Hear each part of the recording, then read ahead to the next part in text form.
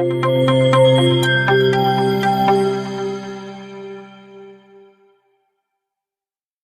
పరిశుద్ధ నామమునకు మహిమ కలుగును గాక. కూడొచ్చిన మీ అందరికీ కూడా నా హృదయపూర్వక వందనాలు తెలియపరుస్తున్నాను. దేవునికి సమస్తమైన స్తుతి, ఘనత, మహిమ, ప్రభావాలు మీ వలన కలుగుతున్నాయి. హల్లెలూయా. చూడండి, ఎంత బలహీనంగా ఉన్నా కూడా దేవుడి సన్నిధికి రావడం చాలా గొప్ప అనుభవం, చాలా పై స్థాయి అనుభవం. ఎన్ని పరిస్థితులు ఉన్నా వాటిని పక్కన పెట్టి, మనుష్యుల్లో నిష్ఠూరం అయిపోతున్నా వాటిని పక్కన పెట్టి చక్కగా దేవుని సన్నిధిలో నిలబడడం పై స్థాయి అనుభవం. హల్లెలూయా. దేవునికి స్తుతి కలుగుగాక. నువ్వు ఇలాగ వస్తున్నాను, పర్లేదా? బాగానే ఉన్నారు మీరు అందరూ, ఇబ్బంది ఏం లేదు కదా? కాసేపు త్వరగా అయిపోద్ది ప్రార్థన, వాక్యం అయిపోగానే చాలా ఖాళీ అవుతుంది. చాలా సంతోషం. మా పాప సత్యవతి గారి గురించి మీరు ప్రార్థన చేయండి. ఆ బిడ్డ ఎంత బలహీనంగా ఉన్నా దేవుడి సన్నిధి మానుకోవట్లేదు. చాలా మాదిరి కదా. అటువంటి అనుభవాల్లో ఉండడం చాలా ఆశీర్వాదదాయకం. మీ శ్రమకు దేవుడు తగిన ఫలం ఇస్తాడమ్మా. ఈ సమయంలో ప్రభు మన కొరకు ఉద్దేశించిన వాక్య ధ్యానాంశము లోకా సువార్త 9వ అధ్యాయము 31వ వచనాన్ని ఈ దినం మనం ధ్యానం చేసుకోబోతున్నాం. లోకా సువార్త 9వ అధ్యాయం 31. వారు మహిమతో అగపడి ఆయన యెరూషలేములో నెరవేర్చబోవు నిర్గమమును గూర్చి మాటలాడుచుండిరి. వారు అంటే ఎవరు అంటే మోషే మరియు ఏలియా. 30 నుండి చదువుతాను చూడండి. మరియు 2 పురుషులు ఆయనతో మాట్లాడుచుండిరి. వారు మోషే, ఏలియా అనువారు. వారు మహిమతో అగపడి ఆయన యెరూషలేములో నెరవేర్చబోవు నిర్గమమును గూర్చి మాటలాడుచుండిరి. హల్లెలూయా. నాకు కూడా స్వరం అంత మంచిగా లేదు, అయినా కానీ ప్రభు నన్ను బలపరుస్తారనే విశ్వాసం నాకు ఉంది. మీరు కూడా చక్కగా అర్థం చేసుకోండి. అలా లేకపోయినా ఎలాగైనా అర్థం చేసుకోండి. ఇక్కడ మనం ఏలియా మరియు మోషే మహిమతో అగుపడినట్లుగా మనం చూడగలుగుతున్నాం. మహిమతో అగుపడినట్లుగా వీళ్ళిద్దరూ ఎక్కడి నుంచి వచ్చారు? మహిమలో నుండి వచ్చారు. మహిమలో నుండి వచ్చిన వాళ్ళు మహిమగానే అగపడతారు. ఎందుకంటే దేవాది దేవుడు దేవదూతలను పంపించినప్పుడు ఆ దేవదూతలు మహిమలో నుండి వచ్చాయి కాబట్టి మహిమతోనే అగపడ్డాయి. వాళ్ళ వస్త్రములు తెల్లనివి అంటారు. అతని ముఖము మెరుపులా ఉందంటారు. ఎలా ఉంది? మెరుపులా ఉందంటారు అతని ముఖం. చాలా అంటే మహిమకు సంకేతాలు అవన్నీ. మనల్ని ఎవరన్నా అంటారా మెరుపులాగని? అంటారా? మన మనిషి అంటారు కదా. కానీ వాళ్ళను మాత్రం వర్ణించినప్పుడు ప్రకాశమానమైన వాడు ఒకడు అంటాడు కొర్నేలి. మెరుపు వంటి ముఖములా మెరుపు వంటి వాడు అంటారు. యేసుక్రీస్తు ప్రభు వారి సమాధి వద్దకు వెళ్ళినప్పుడు అక్కడ దేవదూతలు ఉన్నప్పుడు. అంటే వీళ్ళందరూ ఎవరంటే మహిమలో ఉన్నవాళ్ళు. మోషే మహిమలో నుంచి వచ్చారు, ఏలియా కూడా మహిమలో నుంచి వచ్చారు. ఈదైనా మన ధ్యానంలో మోషే, ఏలియాలు వాళ్ళ మహిమ కలిగిన అనుభవాలు ఇంతకుముందు మనం ధ్యానం చేసుకున్నవి జస్ట్ జ్ఞాపకం చేసుకుని టచ్ చేసుకుని పోలికలు, ఈ దినం పోలికలు చూసుకుని, ఈ దినం నిత్య ప్రేమతో నన్ను ప్రేమించాననే పాట చూడండి. దానిలో అంతా నిత్యత్వం కోసం, ఆయన మన కోసం నిత్య రక్షణను అందించాను, ఆయన మన కోసం చేసిన త్యాగం, చివరికి నిరీక్షణతో మనం స్వర్గరాజ్యములు ఆయన్ని చేరతాం. టోటల్గా ఈ దినపు ధ్యానం కూడా దేవాది దేవుడు దానికి సంబంధించినటువంటి ధ్యానాన్నే ఈ దినం దేవుడు అనుగ్రహించారు. హల్లెలూయా. ఈ ధ్యానాంశాన్ని నిన్న దినం ప్రభు ఇవ్వడం జరిగింది. నాకు చాలా ఆశ్చర్యం కలిగింది. చాలా విషయాలు ప్రభు బయలుపరిచారు. హల్లెలూయా. ఎవరికైనా బయలుపరిచారు లేదో మనకు తెలియదు. ఎందుకంటే ఇప్పటి వరకు కూడా ఎంతోమందిని మనం ఫాలో అవ్వలే. నేను కూడా నా జీవితంలో ఎవరిని ఫాలో అవ్వలేదు. నా జీవితంలో దేవుడు అంటే ఏంటో తెలిసిన తర్వాత, సేవ అంటే ఏంటో తెలిసిన తర్వాత, పాస్టర్ గారు నాకు తెలుసు, పాస్టర్ గారు వాక్యాలే నాకు తెలుసు. ఆ తర్వాత నుంచి దేవుడు నన్ను నడిపించడం నాకు తెలుసు. అంతే. దేవునికి స్తుతి కలుగుగాక. ఒకవేళ భక్తులకి ఇవన్నీ బయలుపరిచారేమో, నేను వినలేదు.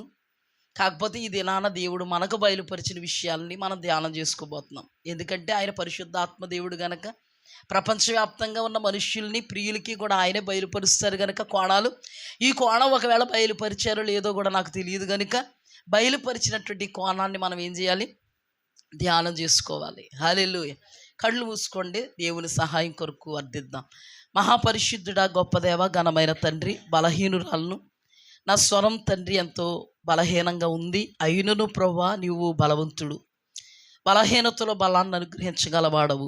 నీ స్వరాన్ని ప్రభువా వినిపించుచున్నావు. ఇప్పుడు కూడా నీ స్వరాన్ని వినిపించ సమర్థుడు నాయన. ఈ సమయంలో ఏలియా మరియు మోషేల జీవితాల్లో నుండి అయా మహిమ కలిగిన అనుభవాలు, పోలికలు మీరు మాకు బయలుపరచనున్నారు. మీకు స్తోత్రాలు. ఇంకను ఏ రీతిగా మమ్మల్ని నడిపించుకుంటావో మాకు తెలియదు. మీరు మమ్మల్ని నడిపిస్తున్నప్పుడు అది మాకు విశదపరచబడుతుంది కనుక వాక్శక్తిని, పరిశుద్ధాత్మ వలనైనటువంటి వాక్కులో ఉండేటువంటి మహిమ కలిగినటువంటి అనుభవములో ఉండేటువంటి మహిమను దేవా మేము అనుభవపూర్వకంగా ఎరగడానికి సహాయం చేయండి. మరి నీ బిడ్డలు ఎంతో ఆసక్తిగా నీ పాదాల యొద్దకు వచ్చారు. కొందరైతే మనుష్యులు లక్ష్య పెట్టక ప్రభువా నీ పాదాలనే లక్ష్య పెట్టి సమస్తమును కూడా త్యజించి నీ యొద్దకు వచ్చిన వారు ఉన్నారు. కొందరైతే మంచము మీద మళ్ళించాల్సినటువంటి పరిస్థితి అయినప్పటికీ ఈ పాదాలను గట్టిగా పట్టుకునే అనుభవంలో ఉన్నారు. మరి ఇలాంటి పరిస్థితులను బట్టి మేము ఎంత మాదిరిని తీసుకోవాల్సిన అనుభవాలు ఉన్నాయి. ప్రభువా బిడ్డలని ఈ రీతిగా మాదిరిగా మీరు నిలబెడుతున్నందుకు వందనాలు. కృపగల దేవ, నీ సన్నిధిని స్నేహించడానికి బెంగళూరు నుంచి ప్రభువా నీ బిడ్డ వచ్చి ఇక్కడ ఎక్కువగా ప్రభువా నీ సహవాసంలో ఉండడానికి ఇష్టపడుతున్నాడే. ఇటు గొప్ప అనుభవాలను బట్టి మీ నామాన్ని స్తుతిస్తున్నాం తండ్రి. మా బిడ్డలను మీరు వ్యక్తిగత ఉపవాస ప్రార్థనలకు నడిపిస్తున్నారు. మా బిడ్డలను పై స్థాయి అనుభవాల్లో నిలబెడుతున్నారు తండ్రి. ఎంతకంటే మా బ్రతుకులకి వేరే సార్థకత ఏముందయ్యా? ఇప్పుడే కాదు, ఎప్పటికీ నీ రాకడ పర్యాంతము వరకు ప్రభువా ఈ పరిచర్యలో ప్రభువా నీ బిడ్డలు ఈ అనుభవాల్లో ఉండగలగాలి. నిత్య రాజ్య మహిమను నిలబడాలి. ఇదే మా ఆశ. ఈ వాక్య భాగము ద్వారా మాతో మాట్లాడమని యేసు అతి పరిశుద్ధ నామమున అడిగి వేడుకుని పొందుకొని నాము పరమ తండ్రి, ఆమెన్. హల్లెలూయా. ఇక్కడ జాగ్రత్తగా వినండి. ఒక కథ చెప్పినట్టుగా నేను మీకు తెలియపరుస్తాను. మోషే మరియు ఏలియా అనువారు మహిమతో అగపడ్డారు. ఇది రూపాంతరపు అనుభవంలో దేవాది దేవుడు ముఖరూపం మారింది. వస్త్రములు దగదగ మెరిశాయి. ఏ చాకలియు చలువు చేయలేనటువంటి రీతిలో మెరిశాయి. ఇది శిష్యులు అనబడేటువంటి పేతురు, యోహాను, యాకోబు అనేటువంటి వారి దర్శనాన్ని చూస్తున్నారు. చూడడానికి దేవుడే అనుమతి ఇచ్చారు. ఆ సందర్భంలో జరిగినటువంటి కార్యం ఏంటంటే ఏలియా మరియు మోషే వీళ్ళిరువురు మహిమలో నుండి ఆయన యొద్దకు వచ్చినట్లుగా, ఆయనతో మాట్లాడినట్లుగా మనం చూడబోతున్నాం. ఆయనతో ఏం మాట్లాడారంటే ఆయన జరిగించబోవు నిర్గమము అంటే శిలువ బలియాగము లో ఆయన చేయాల్సినటువంటి కార్యం కొరకు ఆయన మాట్లాడి ఒక మేఘం వచ్చింది. ఆ మేఘం వాళ్ళని కమ్ముకుంది. ఆ మేఘంలో శబ్దం వచ్చింది, మీకు తెలుసు. ఆ మేఘమే కొనిపోయింది వాళ్ళని. హల్లెలూయా. ఇక్కడ మోషే మరియు ఏలియా. మోషే ఎవరు? మోషే ఎవరు అంటే దేవాది దేవుడు అనంత జ్ఞాని అయి ఉన్నాడు. భూత వర్తమాన భవిష్యత్ కాలములు ఎరిగినవాడు. మన పుట్టక మునిపే మనం చనిపోయే వరకు కూడా మన బ్రతుకంతా ఆయన దగ్గర లిఖితంగా ఉంది. అంతేకాదు ఆయన కంటికి మరుగుగా కూడా ఏది లేదు. అబ్రహాము యొక్క సంతానం ఐగుప్తు దేశంలో బానిసలుగా ఉంటారని, ఆ తర్వాత మిక్కిలి ఆస్తితో ఐగుప్తు దేశములో నుండి అబ్రహాం యొక్క సంతానం అబ్రహాము, ఇస్సాకు, యాకోబులు అనబడేటువంటి స్వకీయ సాంపాద్య జనాంగం అనబడేటువంటి ఇశ్రాయేలీల జనాంగాన్ని మిక్కిలి ఆస్తితో మరలా దేవాది దేవుడు ఆయన చెప్పినటువంటి ప్రాంతానికి, కనాను దేశానికి తీసుకొస్తానని అబ్రహాముకు దేవుడు మాటిచ్చారు. ఆ తర్వాత యాకోబు దినాల్లో కరువు వచ్చినప్పుడు ఐగుప్తు దేశంలో ఉన్నటువంటి యోసేపు ఐగుప్తు దేశం అంతటినీ కూడా పరిపాలిస్తున్నటువంటి అనుభవం. అది రాజరికంలో ఉన్నటువంటి పరిస్థితి. అటువంటి పరిస్థితిలో తన తండ్రి అయినటువంటి యాకోబుని రమ్మని పిలుపునిచ్చినప్పుడు దేవాది దేవుడు యాకోబుతో మాట్లాడతాడు. యాకోబు, ఐగుప్తు దేశానికి వెళ్ళడానికి నువ్వేమీ భయపడొద్దు. నిశ్చయముగా ఐగుప్తు దేశానికి నీవు వెళ్ళు, నీతో కూడా నేను నిశ్చయంగా వస్తాను, మరలా నిన్నిక్కడికి తీసుకొస్తాను. కానీ ఒకవేళ ఆ మాట యాకోబుకి దేవుడు నన్ను తీసుకెళ్ళి కొన్ని సంవత్సరాల్లో తీసుకొచ్చేస్తాడేమో అని అనుకుని ఉంటాడు. కానీ నిజంగా దేవుడు మాట్లాడినటువంటి ఆ మాటల అంతరార్థం ఏంటంటే, అబ్రహాముకి ఇచ్చినటువంటి మాటను బట్టి తన సంతానం అంటే ఇస్సాకు, యాకోబు యొక్క సంతానాన్ని తీసుకొస్తాడు. ఎక్కడికి? కానాను దేశానికి, మిక్కిలి ఆస్తితో. ఈ ఐగుప్తు దేశములో నుండి విడంపించాలంటే దేవునికి ఒక వ్యక్తి కావాలి, ఒక మనిషి కావాలి. దేవాది దేవుడు మనుష్యుల ముఖాంతరంగానే కార్యాలు చేయడానికి ఇష్టపడతాడు. ఆయన ఓం అని బస్ అని అక్కడ ఉన్న వాళ్ళని ఇక్కడ పెట్టేసి రకంగా ఆయనకు ఒక ప్రాసెస్ ఉంది. హల్లెలూయా. మనకి ఈ మధ్యకాలంలో చాలా ప్రాసెస్లు ఉంటాయి కదా. మామిడికాయ తోటే పెడతాం, కానీ మాగాయ పచ్చడి కూకు ప్రాసెస్, ఆవకాయ పచ్చడి కూకు ప్రాసెస్. అవునా అవునా ఎంత పెడుతున్నారు ఈ మధ్య, దానికో ప్రాసెస్. అన్నీ మామిడికాయలే కానీ ప్రాసెస్లు వేరు.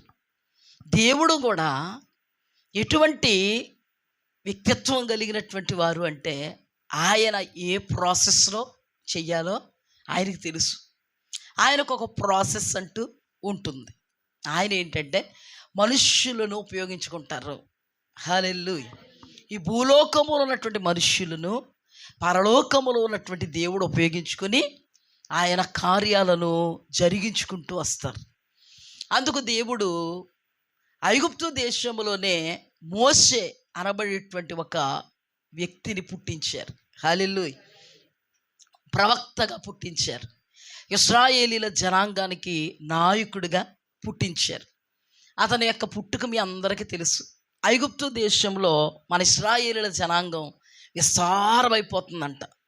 అలాంటప్పుడు కొంత జంకి, కొంత జడిచి, కొంత ఉనికి ఫరో ఏమనుకున్నాడంటే, వీళ్ళని కాన్పు పీటల మీదే నాశనం చేసేయాలి, లేకపోతే వీళ్ళు మాకంటే విస్తారంగా అయిపోతారు.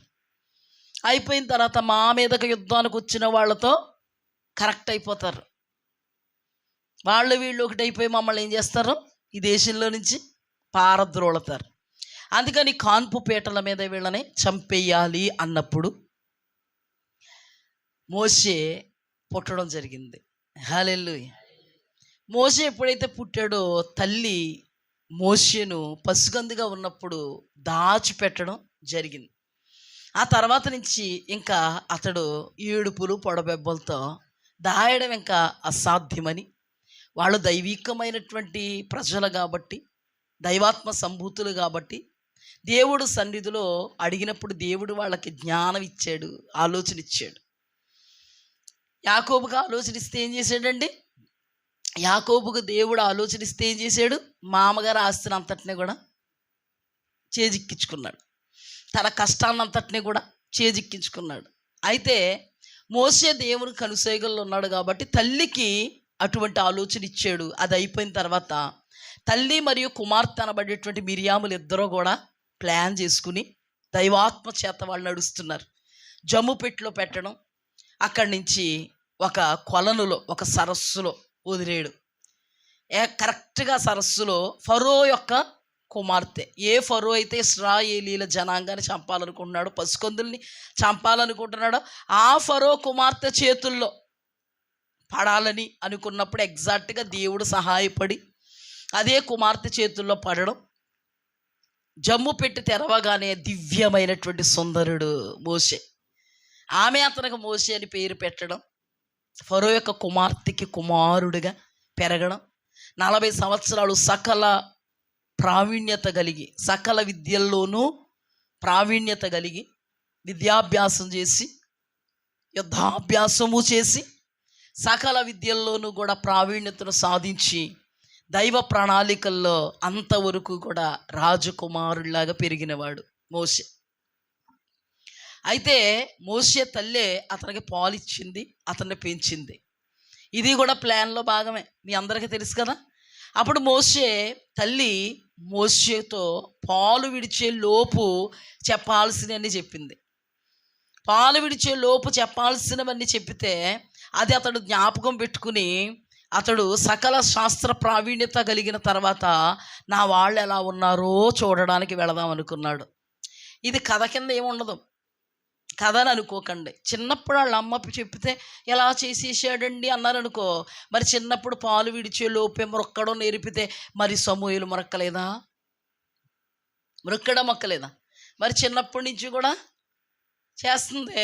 అలాగనే పాలిచ్చి పెంచేసి అన్నీ చెప్పి పెట్టేసింది. దేవుడు తోడై ఉన్నాడు కాబట్టి, అతన్ని దేవుడే నడిపిస్తున్నాడు కాబట్టి ఇవన్నీ జ్ఞాపకం పెట్టుకున్నాడు. నా సహోదరులు ఎలా ఉన్నారు అని వెళ్ళేటప్పటికి ఒక ఐగుప్తీయుడు ఇశ్రాయేలును కొడతంటే సకల శాస్త్ర ప్రావీణ్యత కలిగిన వాడేమో, యుద్ధాభ్యాసాలు కలిగిన వాడేమో, ఎలా చంపి పాతేయాలో తెలిసేమో ఐగుప్తుడిని చంపేసి పాతేసాడు. ఏమి ఎరగలేనట్టు చేతులు దురుపుకుని ఇంటికి వెళ్ళిపోయాడు. ఈ విషయం అందరికీ తెలిసిపోయింది ఇశ్రాయేలీలకి. అంటే ఇశ్రాయేలీడు బతుకున్నాడు, ఎవరికి చెప్తాడు? మిగతా ఇశ్రాయేలు చెప్తాడు కదా.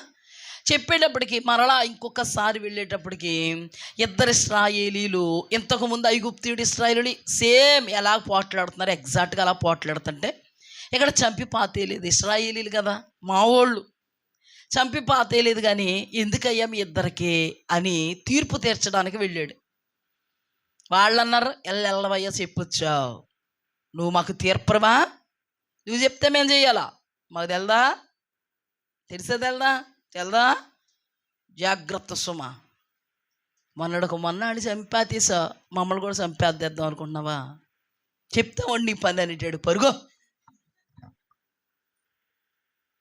మనందరికీ తెలుసు, పరుగు. రాజకుమారుడిగా పెరిగిన వాడు ఒక పాలేరు స్థానానికి దిగిపోయాడు. ఇదంతా ఎవరి కనుసైగల్లో జరుగుతుంది? దేవుని కనుసైగలు జరుగుతుంది. అక్కడ ఇత్రో, మిద్యానీయుడైనటువంటి ఇత్రో చెంతకు చేరాడు. ఆ తర్వాత ఇత్రో తన కుమార్తెనిచ్చి వివాహం చేశాడు. అక్కడ 40 సంవత్సరాలు ఉన్నాడు. 40 సంవత్సరాల్లో ఆయనకి వివాహం అయింది. 40 సంవత్సరాలు ఇద్దరు కుమారులు పుట్టారు. పుట్టిన తర్వాత పొదల్లో నుండి దేవాది దేవుడు మోషే గొర్రెలను కాచుకుంటూ ఉన్నప్పుడు పొదలో దర్శనమిచ్చాడు. పొద మండుతుంది కానీ కాలిపోవడం మాత్రం జరగట్లేదు.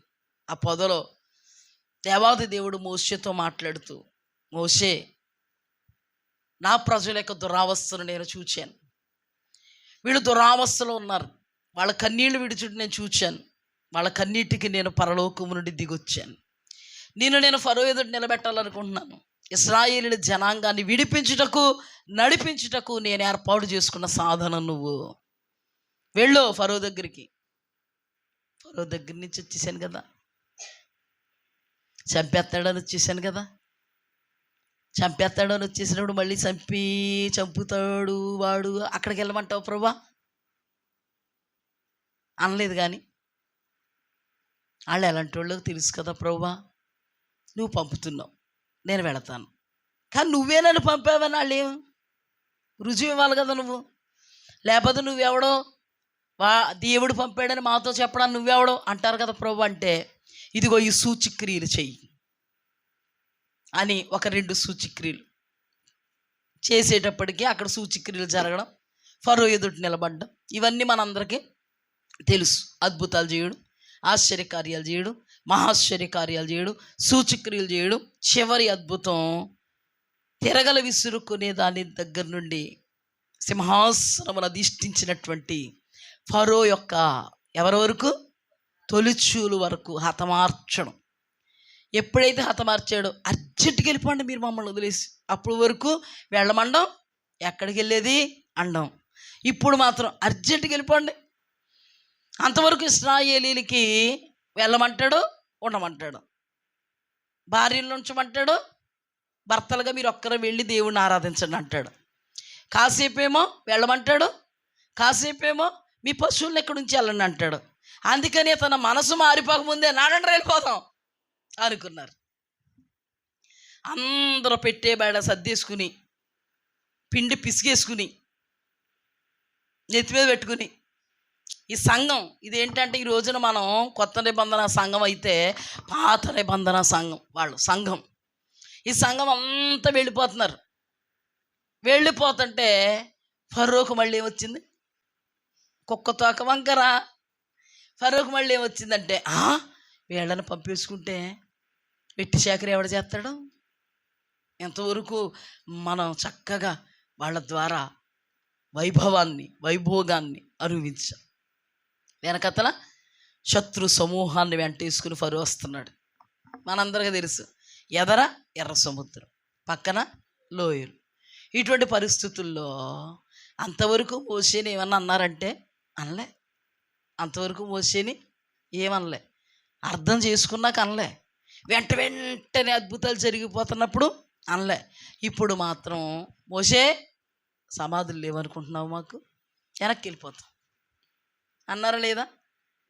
అంటే మోసే నువ్వు దేవుడి ఏర్పాటు చేసుకుంటే, మోసే దేవుని ఏర్పాటులోనే దేవుణ్ణి మాత్రమే చూసుకుంటూ దేవునితో లీనమైపోతూ మమేకమైపోతూ, నా భార్య కాదు, నా బిడ్డల కాదు, దేవా నీవే నాకు సర్వం, దేవా నీవు అప్పగించిన మంద నాకు సమస్తం అని ఎంతో కష్టాన్ని, ఎంతో నష్టాన్ని దేవుని నిమిత్తం, దేవుని మాట నిమిత్తం, దేవుడు అప్పగించిన మంద నిమిత్తం తన మహిమ కలిగిన అనుభవాల్లో ఉంటూ తన ప్రజలను, తనకు అప్పగింపబడినటువంటి మందను, పాత నిబంధన సంఘాన్ని అతడు తను మహిమ కలిగిన అనుభవాల్లో ఉంటూ వారిని కూడా మహిమ కలిగిన అనుభవాల్లో నిలబెట్టాలని అనుకున్నప్పుడు ఇశ్రాయేలీలు అతనిని తృణీకరించారు.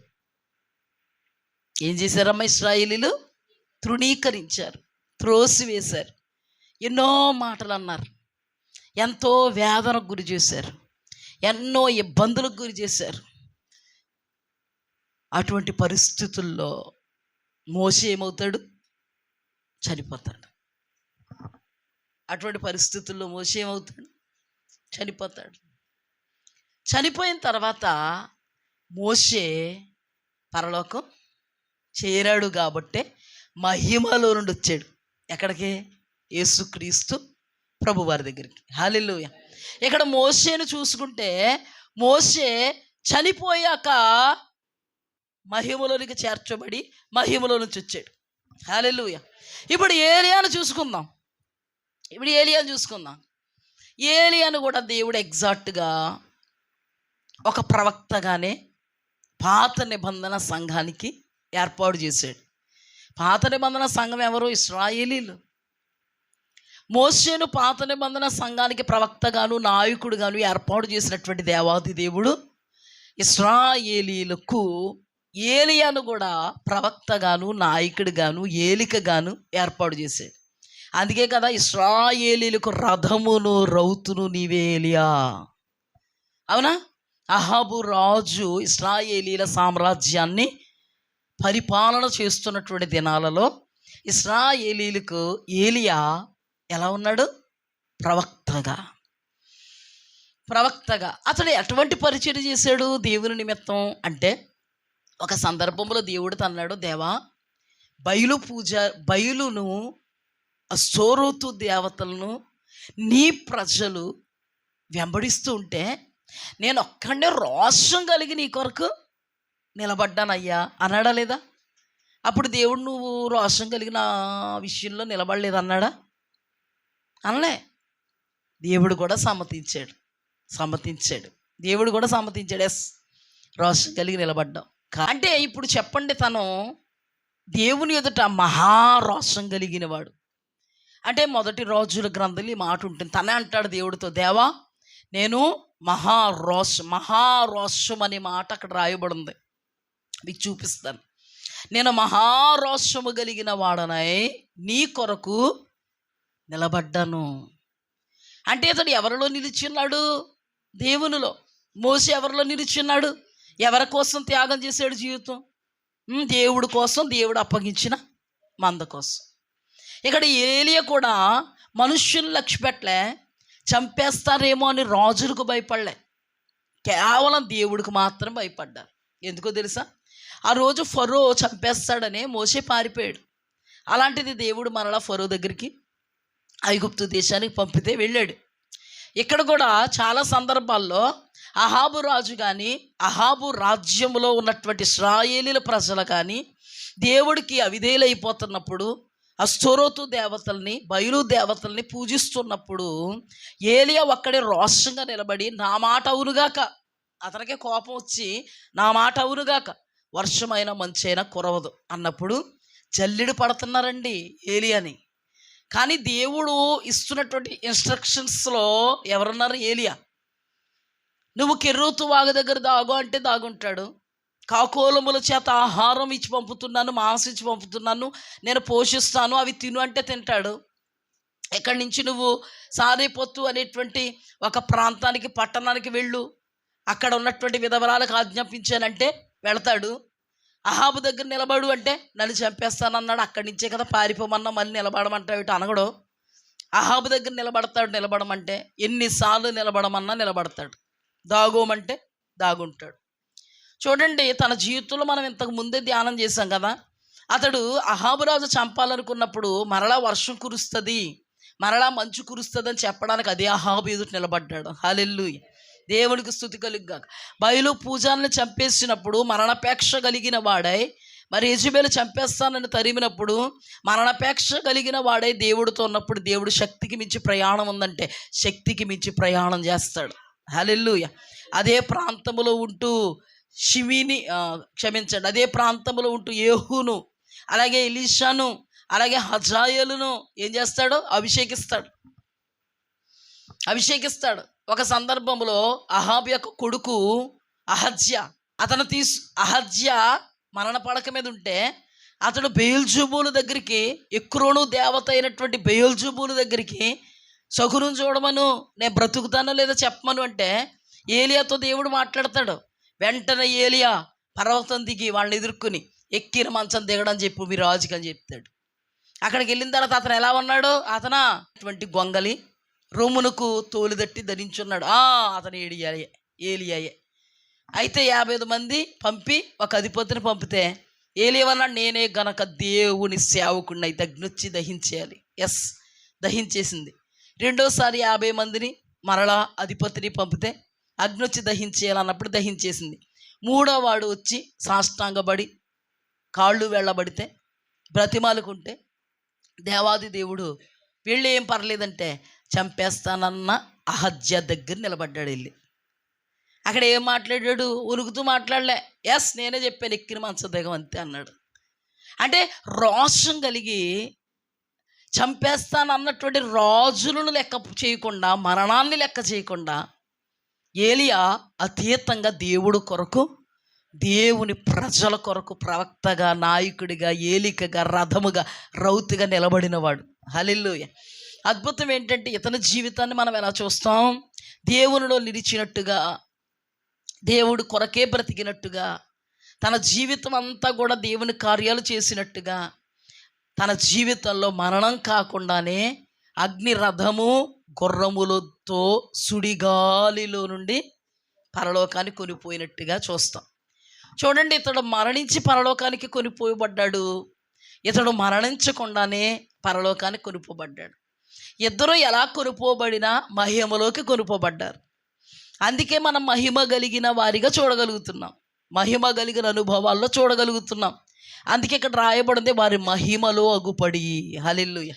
అంటే ఒకరు చనిపోయి సమాధి చేయబడి పరలోకానికి వెళ్ళారు, మరొకరు చనిపోకుండానే, సమాధి అనేది ప్రసక్తే లేకుండానే అగ్ని రథము గుర్రములతో సుడిగాలిలో దేవుని అనుమతితో పరలోకాన్ని కొనిపోయారు. ఇప్పుడు ఇరువురు మహిమ కలిగిన లోకంలో ఉన్నారు.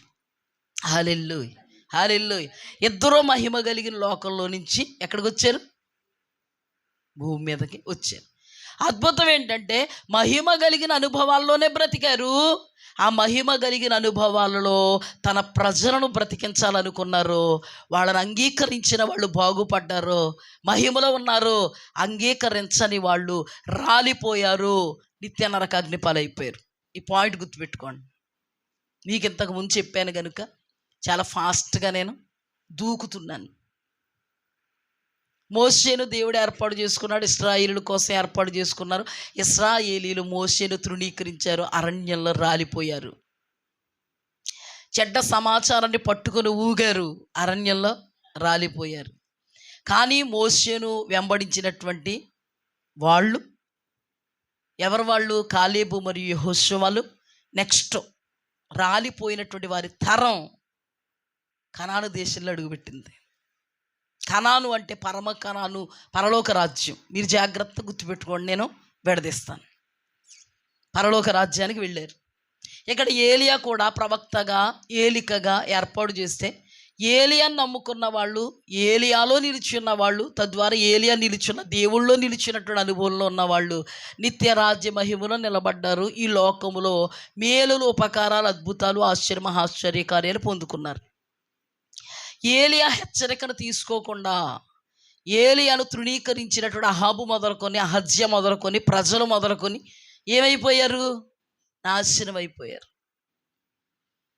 వీళ్ళు మహిమ కలిగిన అనుభవాల్లో ఉన్నారు, ప్రజలను మహిమ కలిగిన అనుభవాల్లో నిలబెట్టాలనుకుని హెచ్చరించారు. వాళ్ళ హెచ్చరిక విన్న వాళ్ళలో వీళ్లతో పాటు మహిమలు ఉన్నారు. టోటల్గా చెప్పాలంటే అవునా? వీళ్ళు దేవుడు ఏర్పాటు చేశారు. దేవుడి ఏర్పాటుని వీళ్ళని నమ్మి వీళ్ళు చెప్పినటువంటి ప్రకారంగా బ్రతికిన వాళ్ళు మహిమలో ఉన్నారు. ఈ రోజున దేవుని ఏర్పాటుని దైవజనుల్ని ఎవరు నమ్ముతారో, దేవుని ఏర్పాటు దైవజనులు చెప్తున్నటువంటి వాక్యాలు వాళ్ళ ముఖాంతరంగా దేవుడు మనతో మాట్లాడుతున్నాడు. ఈ హెచ్చరిక, ఈ గద్దింపును మనం స్వీకరించాలి. వీళ్ళు మహిమ కలిగిన అనుభవాల్లో ఉన్న వాళ్ళని దేవుడే మనకు బయలుపరుస్తున్నారు. వీళ్ళు ముఖాంతరంగా అద్భుతాలు, ఆశ్చర్యకార్యాలు, మహాశ్చర్యకార్యాలు, సూచక్రియలు అనుభవిస్తున్నాం.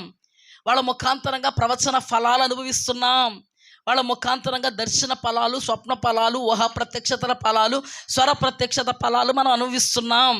వీళ్ళు మహిమ కలిగిన అనుభవాల్లో ఉన్నారు. వీళ్ళు రూపాంతరపు అనుభవంలో ఉన్నారు.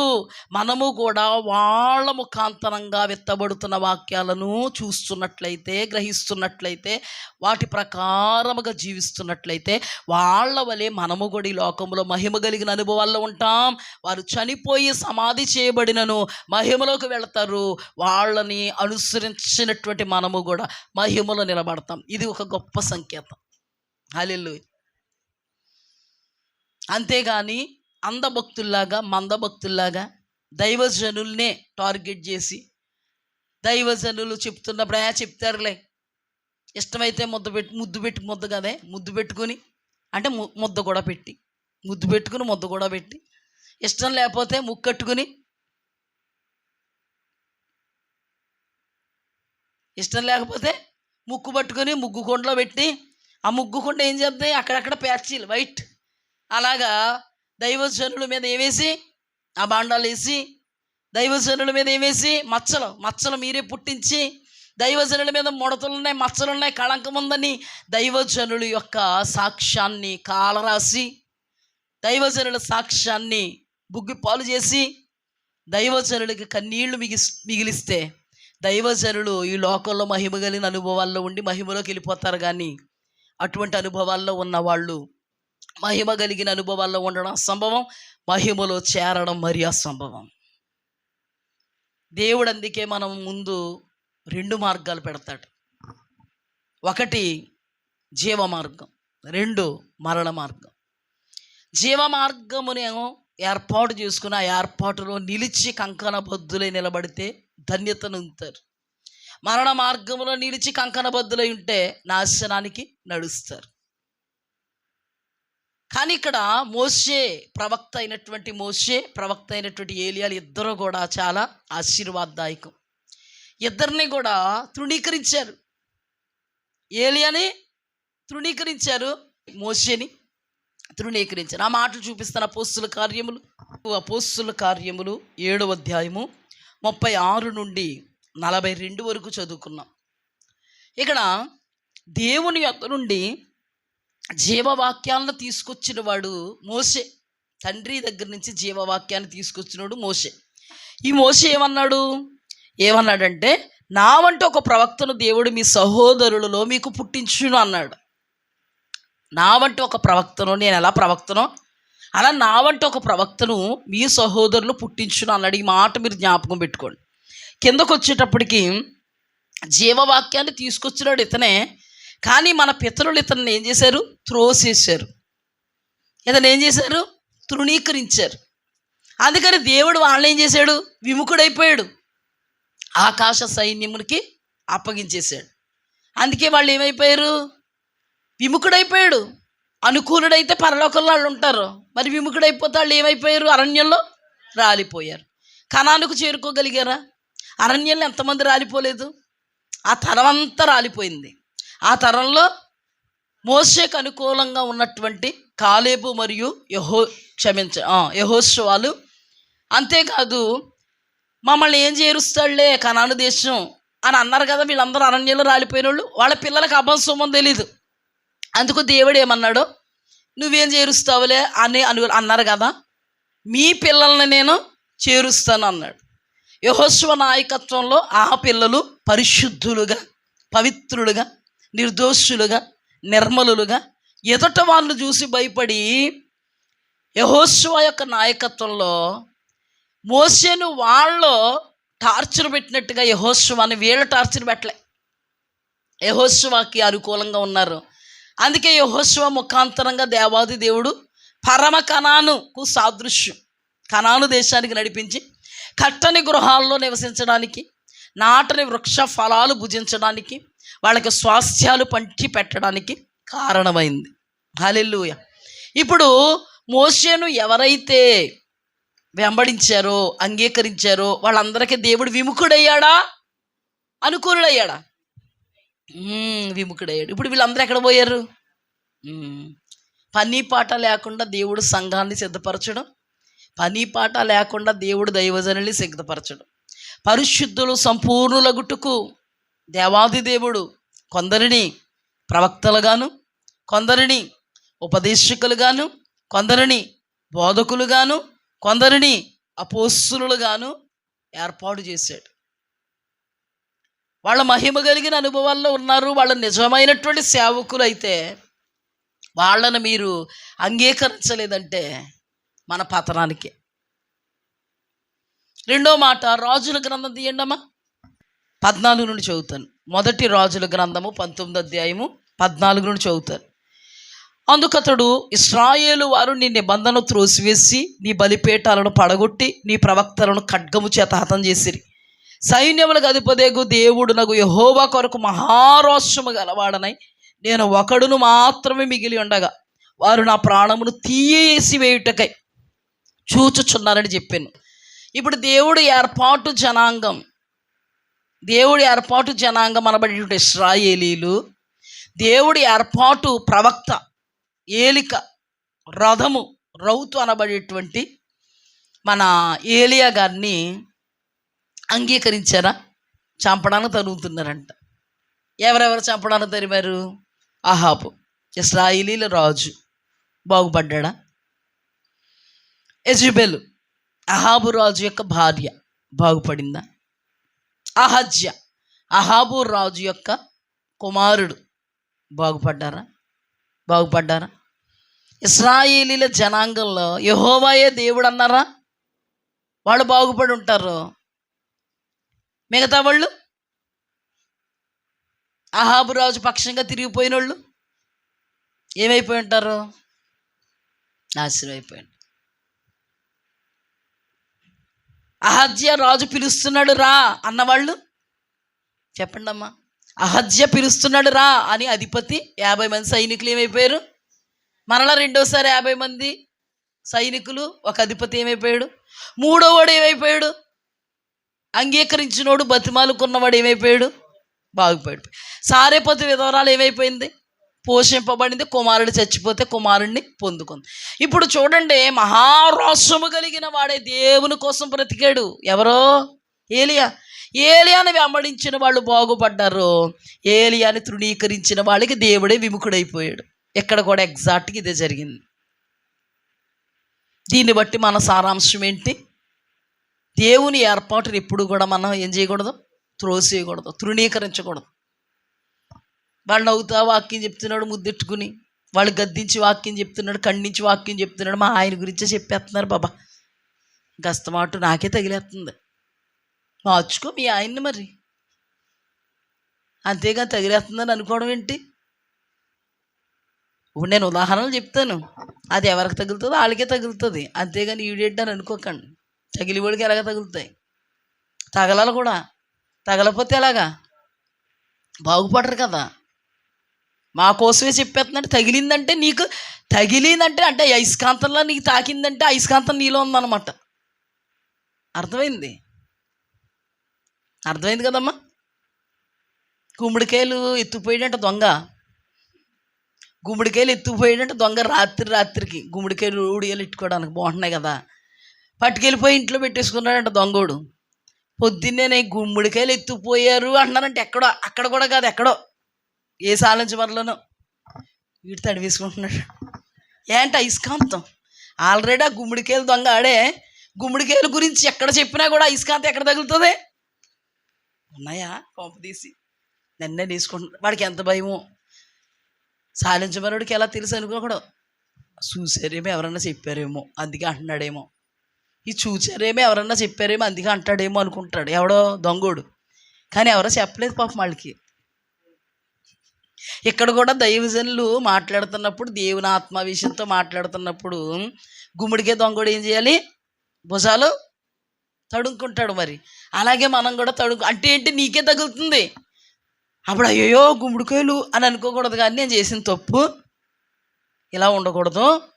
దేవుడు అందుకే నాతో మాట్లాడుతున్నాడు.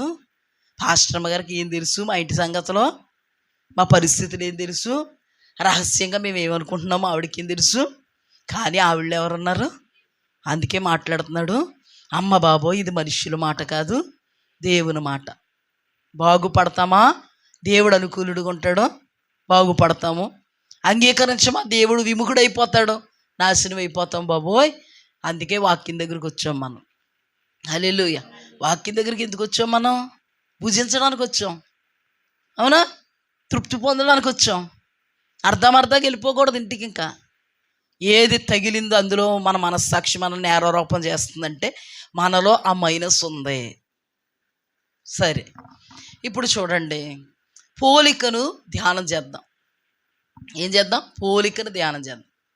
ఇప్పుడు మోషే ఇశ్రాయేలీల జనాంగాన్ని ఐగుప్తు దేశములో నుంచి విడిపించి కనాను దేశానికి నడిపించడానికి దిగొచ్చాడు. దేవుడి ద్వారా దిగి వచ్చినట్టే. ఎందుకంటే పుట్టిన బిడ్డలందరూ ఎక్కడి నుంచి వస్తారు? ఎక్కడి నుంచి వస్తారు? నీవు పిండము కాక మునిపే ఆయన కన్నులు నిన్ను చూసాయి. అంటే ఆయన ఎక్కడి నుంచి వస్తున్నారు? ప్రతి ఒక్కరూ మేము దుర్గం తల్లి భక్తులు మండి అని అనుకున్న వాళ్ళు కూడా ఎక్కడి నుంచి వస్తున్నారా? దేవుడి దగ్గర నుంచే వస్తున్నారా? ఇప్పుడు మోషేను దేవుడు ఇశ్రాయేలీల కొరకు తీసుకొచ్చాడు. వాళ్ళని ఐగుప్తు దేశంలోంచి విడిపించి కనాను దేశంలోకి నడిపించి కట్టని గృహాలను ఇచ్చి నాటని వృక్ష ఫలాలు భుజింపజేసి స్వాస్థ్యాలు పంచిపెట్టి ఆ కనాను దేశంలో, ఆ దేవుడు ఇచ్చేటువంటి వాగ్దాన దేశంలో, ఆ పాలు తేనెలు ప్రవహించే దేశంలో యుగ యుగాలు ఆనందించడానికి దేవుడు మోషేని ఏర్పాటు చేసుకున్నాడు. ఈ మోషేకి దేవుడు వాక్యం ఇచ్చాడు. హల్లెలూయా. జీవవాక్యమును పంచిచ్చిన వాడు ఇతనే. దేవుని యొద్ద నుండి తీసుకొచ్చిన వాడు ఇతనే. దేవుని సముఖంలో నిలబడి ఆ సీనాయి పర్వతం మీద నిలబడి ఆజ్ఞలు తెచ్చినాడు ఇతనే. ఇతని ద్వారానే కట్టడలు వచ్చాయి, ఇతని ద్వారానే ధర్మం వచ్చింది, ఇతని ద్వారానే ధర్మశాస్త్రం వచ్చింది. అందుకే మోషే ధర్మశాస్త్రం అంటారు. యూదులు యేసుప్రభు కంటే ఎవరికి ఎక్కువ ప్రియాటిస్తారు? మోషేకి. అందుకే మోషే చచ్చిపోతే మోషేకి గుడి కట్టేసి మోషేని విగ్రహం కింద నిలబెట్టేసి విగ్రహారాధన చేసేస్తారేమోని భూత వర్తమాన భవిష్యత్ కాలాలు తెలిసినటువంటి దేవుడు మోషే చనిపోయిన తర్వాత సమాధి లేదు మోసేది. మన వాళ్ళు ఎంత గొప్ప వాళ్ళు తెలుసా? మరి ఐగుప్తు అంటే కోణాలు వచ్చేవి అన్నీ చెప్పేసుకుందాం. మనోళ్ళు గొప్పదనం చెప్పుకుందాం. మరి మనోళ్ళు ఐగుప్తు దేశంలో నుంచి అంతవరకు తీసుకొచ్చిన మోషే కొండెక్కితే మనోళ్ళు అహరోను ద్వారా దేవతలను చేసుకుని ఐగుప్తు దేశములో నుండి మమ్మల్ని తీసుకొచ్చిన దూడ అనర్లే, దేవత అన్నారు. అంత ప్రబుద్ధులు మనోళ్ళు.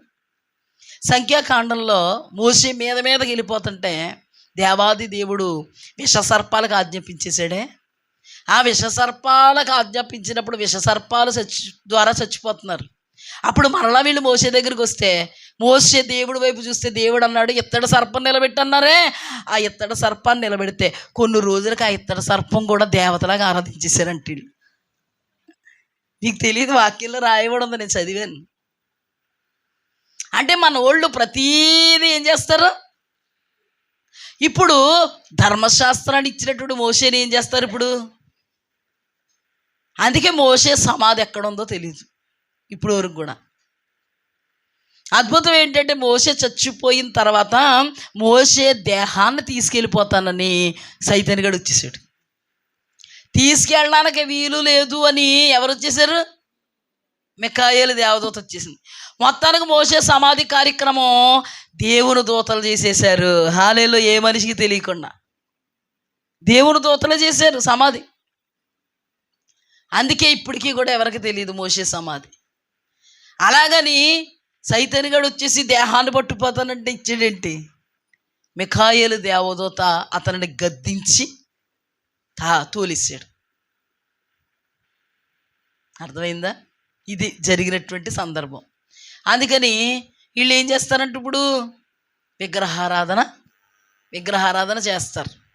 అందుకని ఛాన్స్ ఏమి ఇవ్వలేదు. ఎవరు ఇవ్వలేదు? దేవుడు. అర్థమైంది మీకు ఇప్పుడు? దేవునికి స్తుతి కలిగాను. ఇప్పుడు పోలిక చెప్తున్నాను, అతను అలా చనిపోయాడు.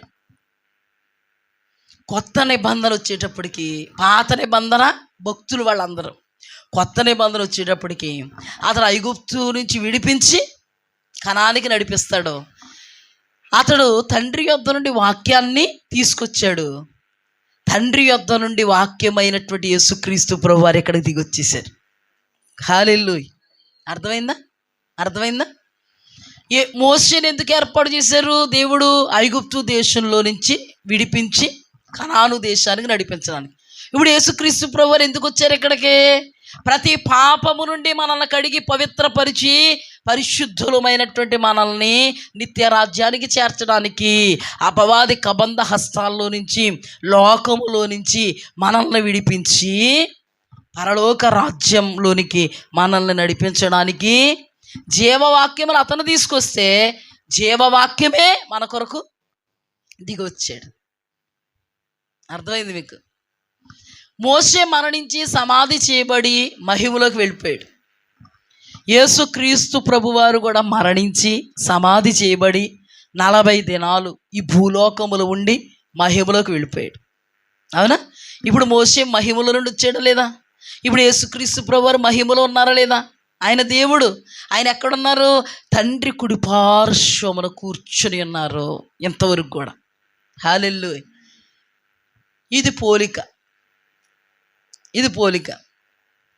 అక్కడ కూడా మోషేని ఎందరైతే అంగీకరించారో వారందరూ పరలోక రాజ్యం ప్రవేశించారు.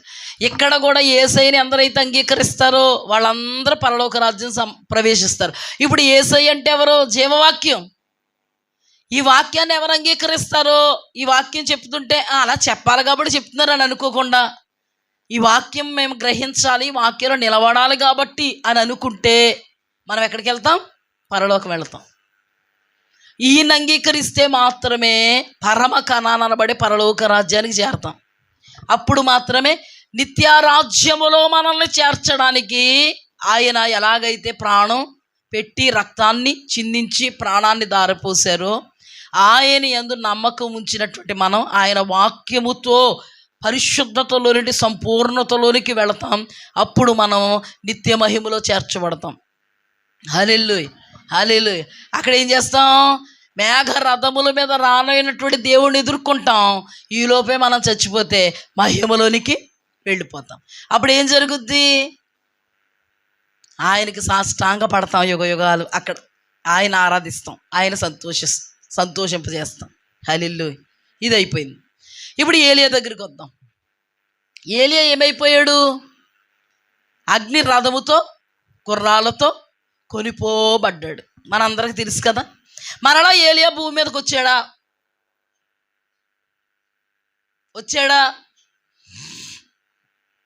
మరలా ఏలియా భూమి మీదకి వచ్చాడు.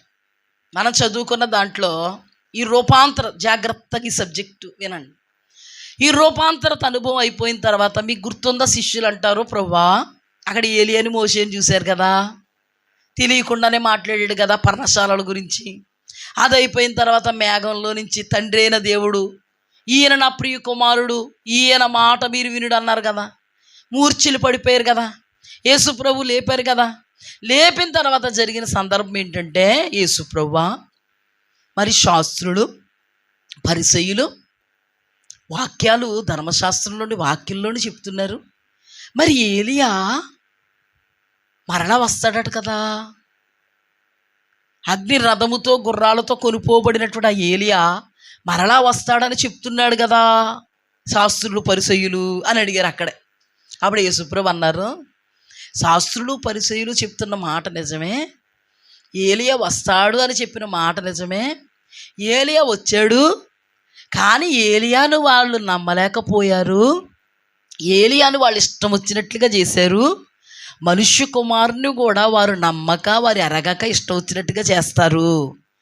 అయితే వాళ్ళు చెప్పినట్టుగా ఏలియా రావడం, మరలా ఏలియా అంతా చక్కబెట్టుకుని వెళ్ళిపోవడం జరిగింది అని చెప్తాడు.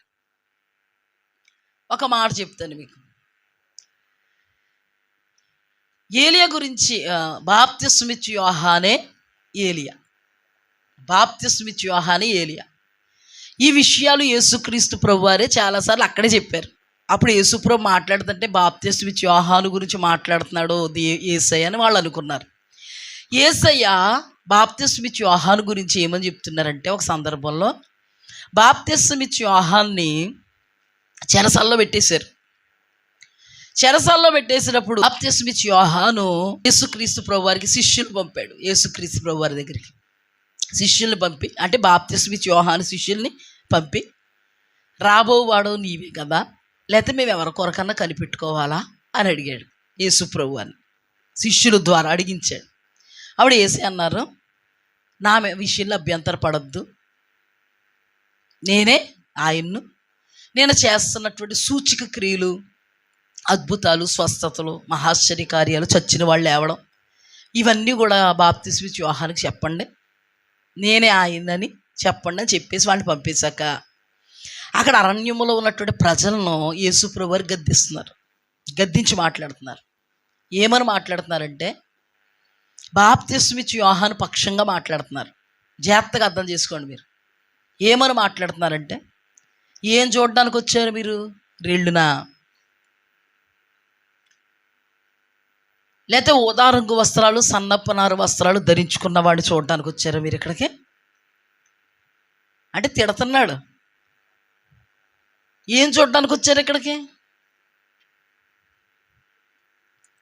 బాప్తిస్మిచ్చు యోహాను కంటే గొప్పోడు ఏ తల్లి గర్భంలోనూ పుట్టలేదు. అంటే ఈ భూలోకములో బాప్తిస్మిచ్చు యోహాను కంటే గొప్పవాడు పుట్టలేదు. బాప్తిస్మిచ్చు యోహాను గొప్పోడు.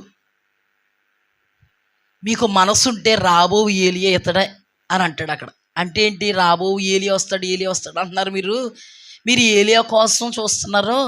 ఇతనేమో ఏలియా ఆత్మతో, ఏలియా శక్తితో వచ్చేసాడు. జకరియా ఎలిజబెతుల కుమారుడిగా పుట్టాడు. దేవాది దేవుడే జకరియా ఎలిజబెతుల కుమారుడిగా ఏలియా శక్తితో, ఏలియా ఆత్మతో బాప్తిస్మిచ్చు యోహాను పుట్టించాడు. మీకు అర్థమయ్యేలా చెప్తున్నాను, అంతా అర్థమయ్యేలా చెప్తున్నాను. అందుకే మీరు గమనించండి, ఏలియా చాలా రోషంగా ఉంటాడు, బాప్తిస్మిచ్చు యోహాను అంతే రోషంగా ఉంటాడు. ఏలియా ముక్కుసూటిగా మాట్లాడతాడు, బాప్తిస్మిచ్చు యోహాను ముక్కుసూటిగా మాట్లాడతాడు.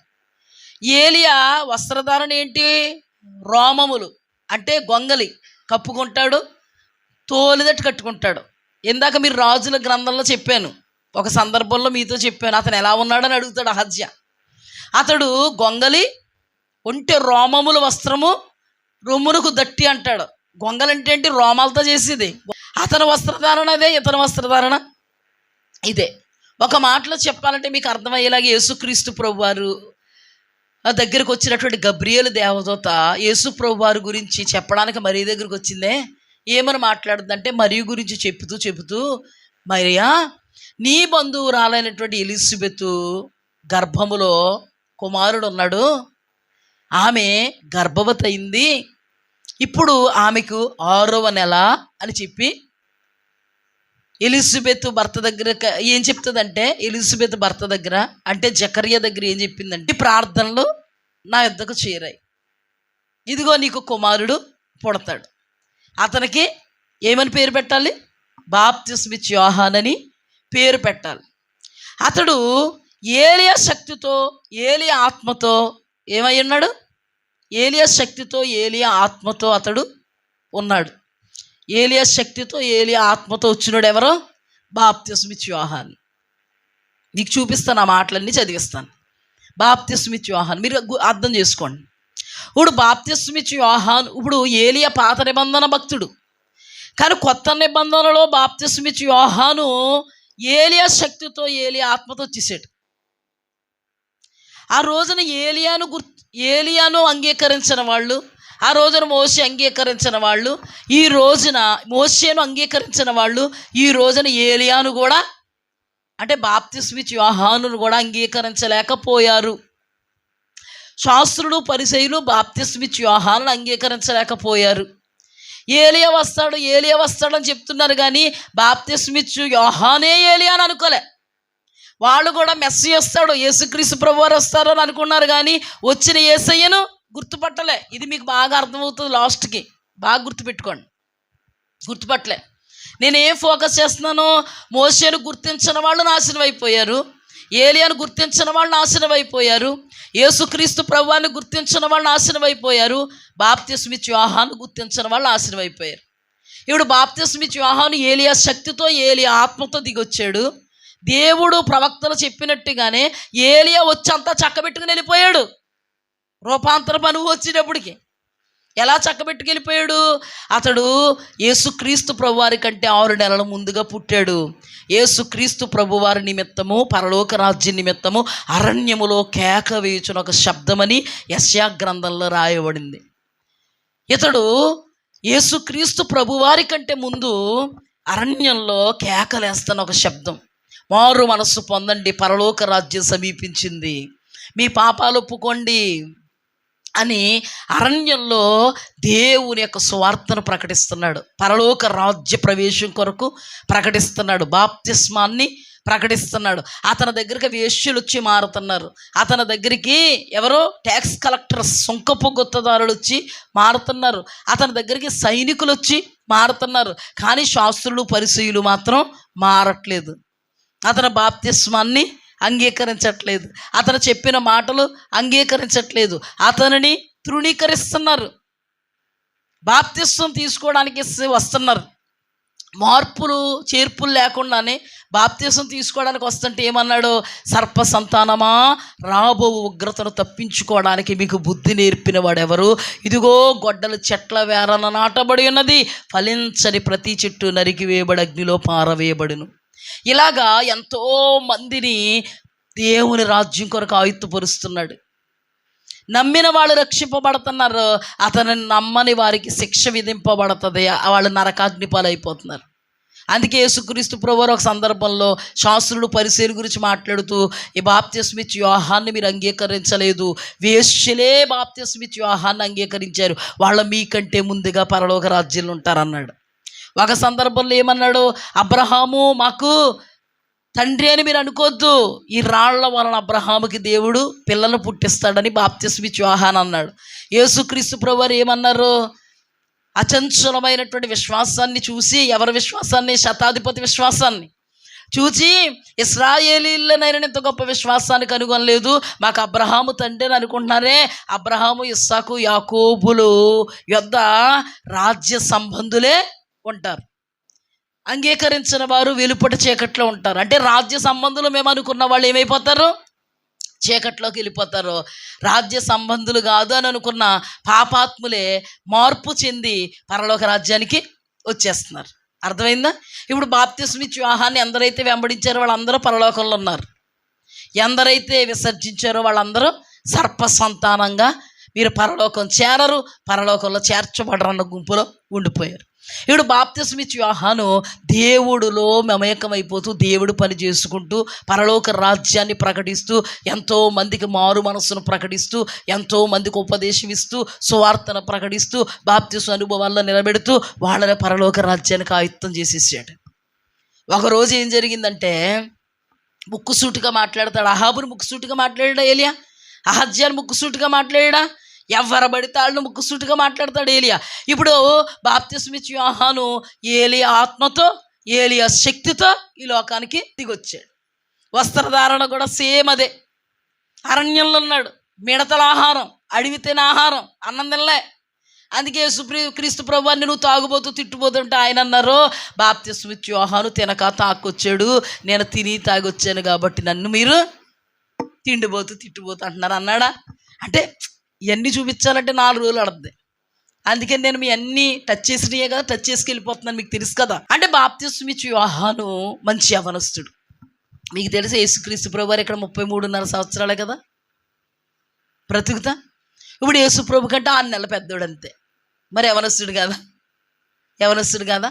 ఇతను ఏమన్నాడంటే హేరోదు తన సహోదరుని భార్య అయిన హేరోదియాను ఉంచుకున్నాడంట.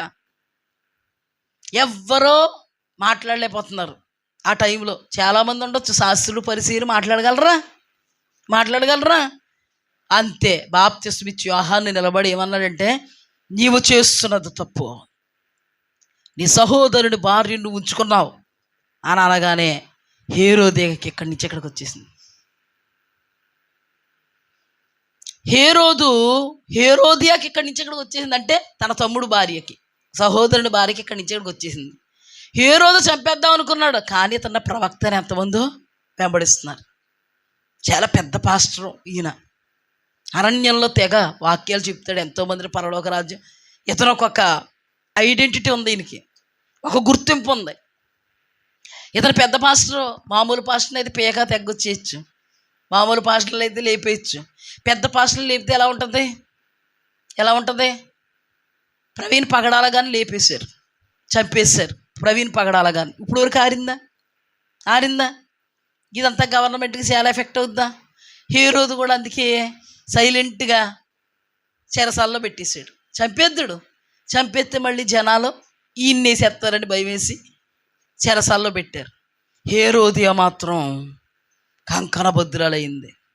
ఎలాగైనా బాప్తిస్మ ఇచ్చి యోహాన్ని లేకుండా చేయాలి. మంచి యవనస్తుడండి, చెరసాల్లో పెట్టబడ్డా. ఒక రోజున హేరోదు బర్త్డే వచ్చింది.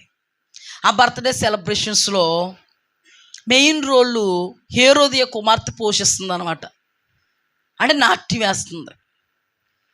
అతను ప్రకటించాడు, అతను మగ్ధుడైపోయాడు అనమాట. అమ్మాయిని నాట్యానికి ప్రకటించేశాడు. నీకేం కావాలో కోరుకోమ్మా, నీ నాట్యాన్ని నేను మగ్ధుడైపోయాను, నా పుట్టినరోజుకి చాలా అద్భుతమైన నాట్యం వేసి నన్ను పులకింపజేసావు తల్లి, నువ్వు ఏది ఇమ్మన్నా ఇచ్చేస్తాను అని అందరిలోనూ ప్రమాణం చేసేసాడు. ఈవిడ ఊరికి అడగొచ్చు కదా, ఏదోటి ఇచ్చేయమనొచ్చు కదా. వాళ్ళ అమ్మని అడిగింది ఈవిడే, మమ్మీ ఏమి ఇమ్మంటావు, ఏం కోరుకోమంటావు అని. ఏం కోరుకుంటావా? చెరసాలలో ఉన్నాడే బాప్తిస్మ ఇచ్చి యోహాను, అతడు తలగొట్టి పళ్ళెంలో పెట్టి తెమ్మని కోరుకో అనలేదు. అనలేదు. కొంతమంది కిరాతకులు ఉంటారండి బాబు, కిరాతకమైన వాళ్ళు ఉంటారు. అనరిళ్ళు, ఒరే ముసలమామ అక్కడ ఉంది, నువ్వు వెనకాల నుంచి వెళ్ళి జుట్టెట్టుకు లాక్కొచ్చేయి అన్నారు. అదేంటమ్మా అలాంటి అని అన్నవాడు మంచోళ్ళు. లాక్కొచ్చి అంటే నీకెందుకు ఆలస్యం, లాక్కొచ్చేస్తాను అన్నవాళ్ళు చెడ్డోళ్ళు. అర్థమైందా? ఒరే అక్కడ ఫిష్ ఫ్రై పెట్టాను మీ మామకి, మీ నాన్న వెళ్ళిపోయాడు, తెలియకుండా తెచ్చేరా ఆ ముసలం దగ్గర నుంచి. అర్థమయ్యేలా చెప్తున్నాను. అంటే కిరాతకులు అంటే ఎలా ఉంటారో, కిరాతకమైన ఆలోచనలు, కిరాతకమైన తలంపులు. అంతే. భర్త ఇలాగెళ్ళగానే ఈ పిల్ల అందం తెచ్చేస్తాను. అంటే ఈ ఆలోచన మనకు వస్తుంది అసలు? ఇప్పుడు హేరోదియాకి ఎటువంటి ఆలోచన వచ్చింది? కుమార్తె ఒక్క క్షణం అందా, అది ఎంత కిరాతకిరాలో చూడండి. దీన్ని మించిపోద్ది. దేన్ని? తల్లిని మించిపోద్ది. అటువంటి కిరాతక తత్వం మనకి చెల్లదు. తలగొట్టించాను కానీ వెళ్ళి ఏం కోరుకుంటున్నామమ్మ అంటే, చెరసాలలో ఉన్న బాప్తిస్మిచ్చు యోహాను ఇక తలగొట్టించి పళ్ళల్లో పెట్టి తీసుకురండి డాడీ అంది. ఈ సిగ్గులేని దానికి ఆయన డాడీ కాదు, ఈ సిగ్గులేనిది ఏమంటాడు డాడీ. ఇలాంటి సిగ్గులేని జాతి ఉందండి ఎక్కడా? సమాజంలో సిగ్గులేని జాతులు ఉన్నాయి. సిగ్గులేనిది కాబట్టే బంగారు లాంటి ఆత్మీయుడండి, బంగారు లాంటి వ్యక్తి అండి, తలగొట్టించేసి ఇచ్చేసారండి. అతను ఎవరో దేవుని ప్రతిష్ఠితుడండి. ఇప్పుడు ప్రవీణ్ పగడాలు ఎవరో దేవుని ప్రతిష్ఠితుడు. పనికి మాలినోళ్ళు ఏం చేశారు ఆయన్ని? మన భారతదేశానికి మద్రాసు పట్టణానికి అంటే చెన్నైగా మార్చారు ఇప్పుడు, మెడ్రాస్. అప్పుడు పట్టణానికి వచ్చినటువంటి తోమా గారిని ఈ ఎవరో బళ్ళెంతో పొడుస్తారంట. ఎవరో పొడుస్తే తెలుసా మీకు? చేశారంట. కిరాతకమైన వాళ్ళు చేతిలో చచ్చిపోతున్నారు అందరూ. యేసుక్రీస్తు ప్రభువారు అన్యాయపు తీర్పు తీర్చబడ్డాడు. యేసుక్రీస్తు ప్రభువారు న్యాయమైన తీర్పు కాదది. పొంతి పిలాతుకు అన్నీ తెలుసు, కుట్రని తెలుసు. తన భార్యకి ఇతను నీతిమంతుడు అని దేవుడు బయలుపరిస్తే ఆ నీతిమంతుడు జోలికి పోవద్దు అన్నాడు అందావిడి భార్య. మనుష్యులను సంతోష పెట్టడానికంట యేసుక్రీస్తు ప్రభువారికి ఏ తీర్పు? అన్యాయపు తీర్పు తీర్చి మరణానికి అప్పచెప్పేశాడు. ఎలా జరుగుతున్నాయి మరణాలు? పనికి మాలిన వారి చేతుల్లో. దేవుని ప్రతినిధులు, ప్రతిష్ఠితులు, పరిశుద్ధులు ప్రాణాలు ఏమైపోతున్నాయి? నేల రాలిపోతున్నాయి. నేల మీద నిర్దోషుల రక్తం ఒలికింపబడుతుందే, ఆ నిర్దోషుల రక్తం ఒలికింపబడిన ఆ రక్తం యొక్క మొర్రను బట్టి నేటి వరకు క్రైస్తవ్యం నిలబడింది, ఇక ముందు నిలబడబోతుంది, ఉజ్జీవింపబడబోతుంది. హల్లెలూయా. బాప్తిస్మిచ్చు యోహాను హతసాక్షి అయిపోయాడు. హతసాక్షి అయిపోయినాడు. మహిమ కలిగిన అనుభవాల్లో ఉన్నాడు. ఎంతోమందిని మహిమ కలిగిన అనుభవాల్లో నిలబెట్టాడు. ఈయన మరణించి సమాధి చేయబడిన తర్వాత మహిమలోకి వెళ్ళిపోయాడు. చనిపోయిన తర్వాత వెళ్ళిపోయాడు. ఇక్కడ రెప్ప మూసాడు, అక్కడ రెప్ప, కన్ను మూసాడు, కన్ను తెరిచాడు. అతన్ని అంగీకరించిన వాళ్ళందరూ మహిమ కలిగిన అనుభవాల్లో ఉన్నారు. ఎప్పుడు చనిపోతారో అప్పుడు మహిమలోకి వెళ్ళిపోతారు. మరి వాళ్ళని తృణీకరించిన వాళ్ళు, సర్ప సంతానం, దుష్ట సంబంధులు, వీళ్ళందరూ ఏమైపోతారు? నాశనం అయిపోతారు. ఇక్కడ చూడండి, పోలికి చెప్తున్నాను నేను, జాగ్రత్త. ఇప్పుడు మీకు అర్థమైంది కదా?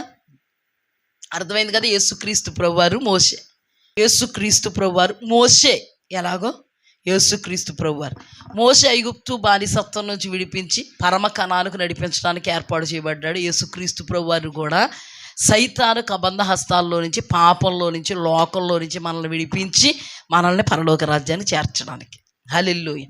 ఆయన చనిపోయారు, సమాధి చేయబడ్డారు, మహిమలోకి వెళ్ళిపోయారు. అందుకే మహిమలో ఉన్న వాళ్ళుగా వచ్చారు మోషే.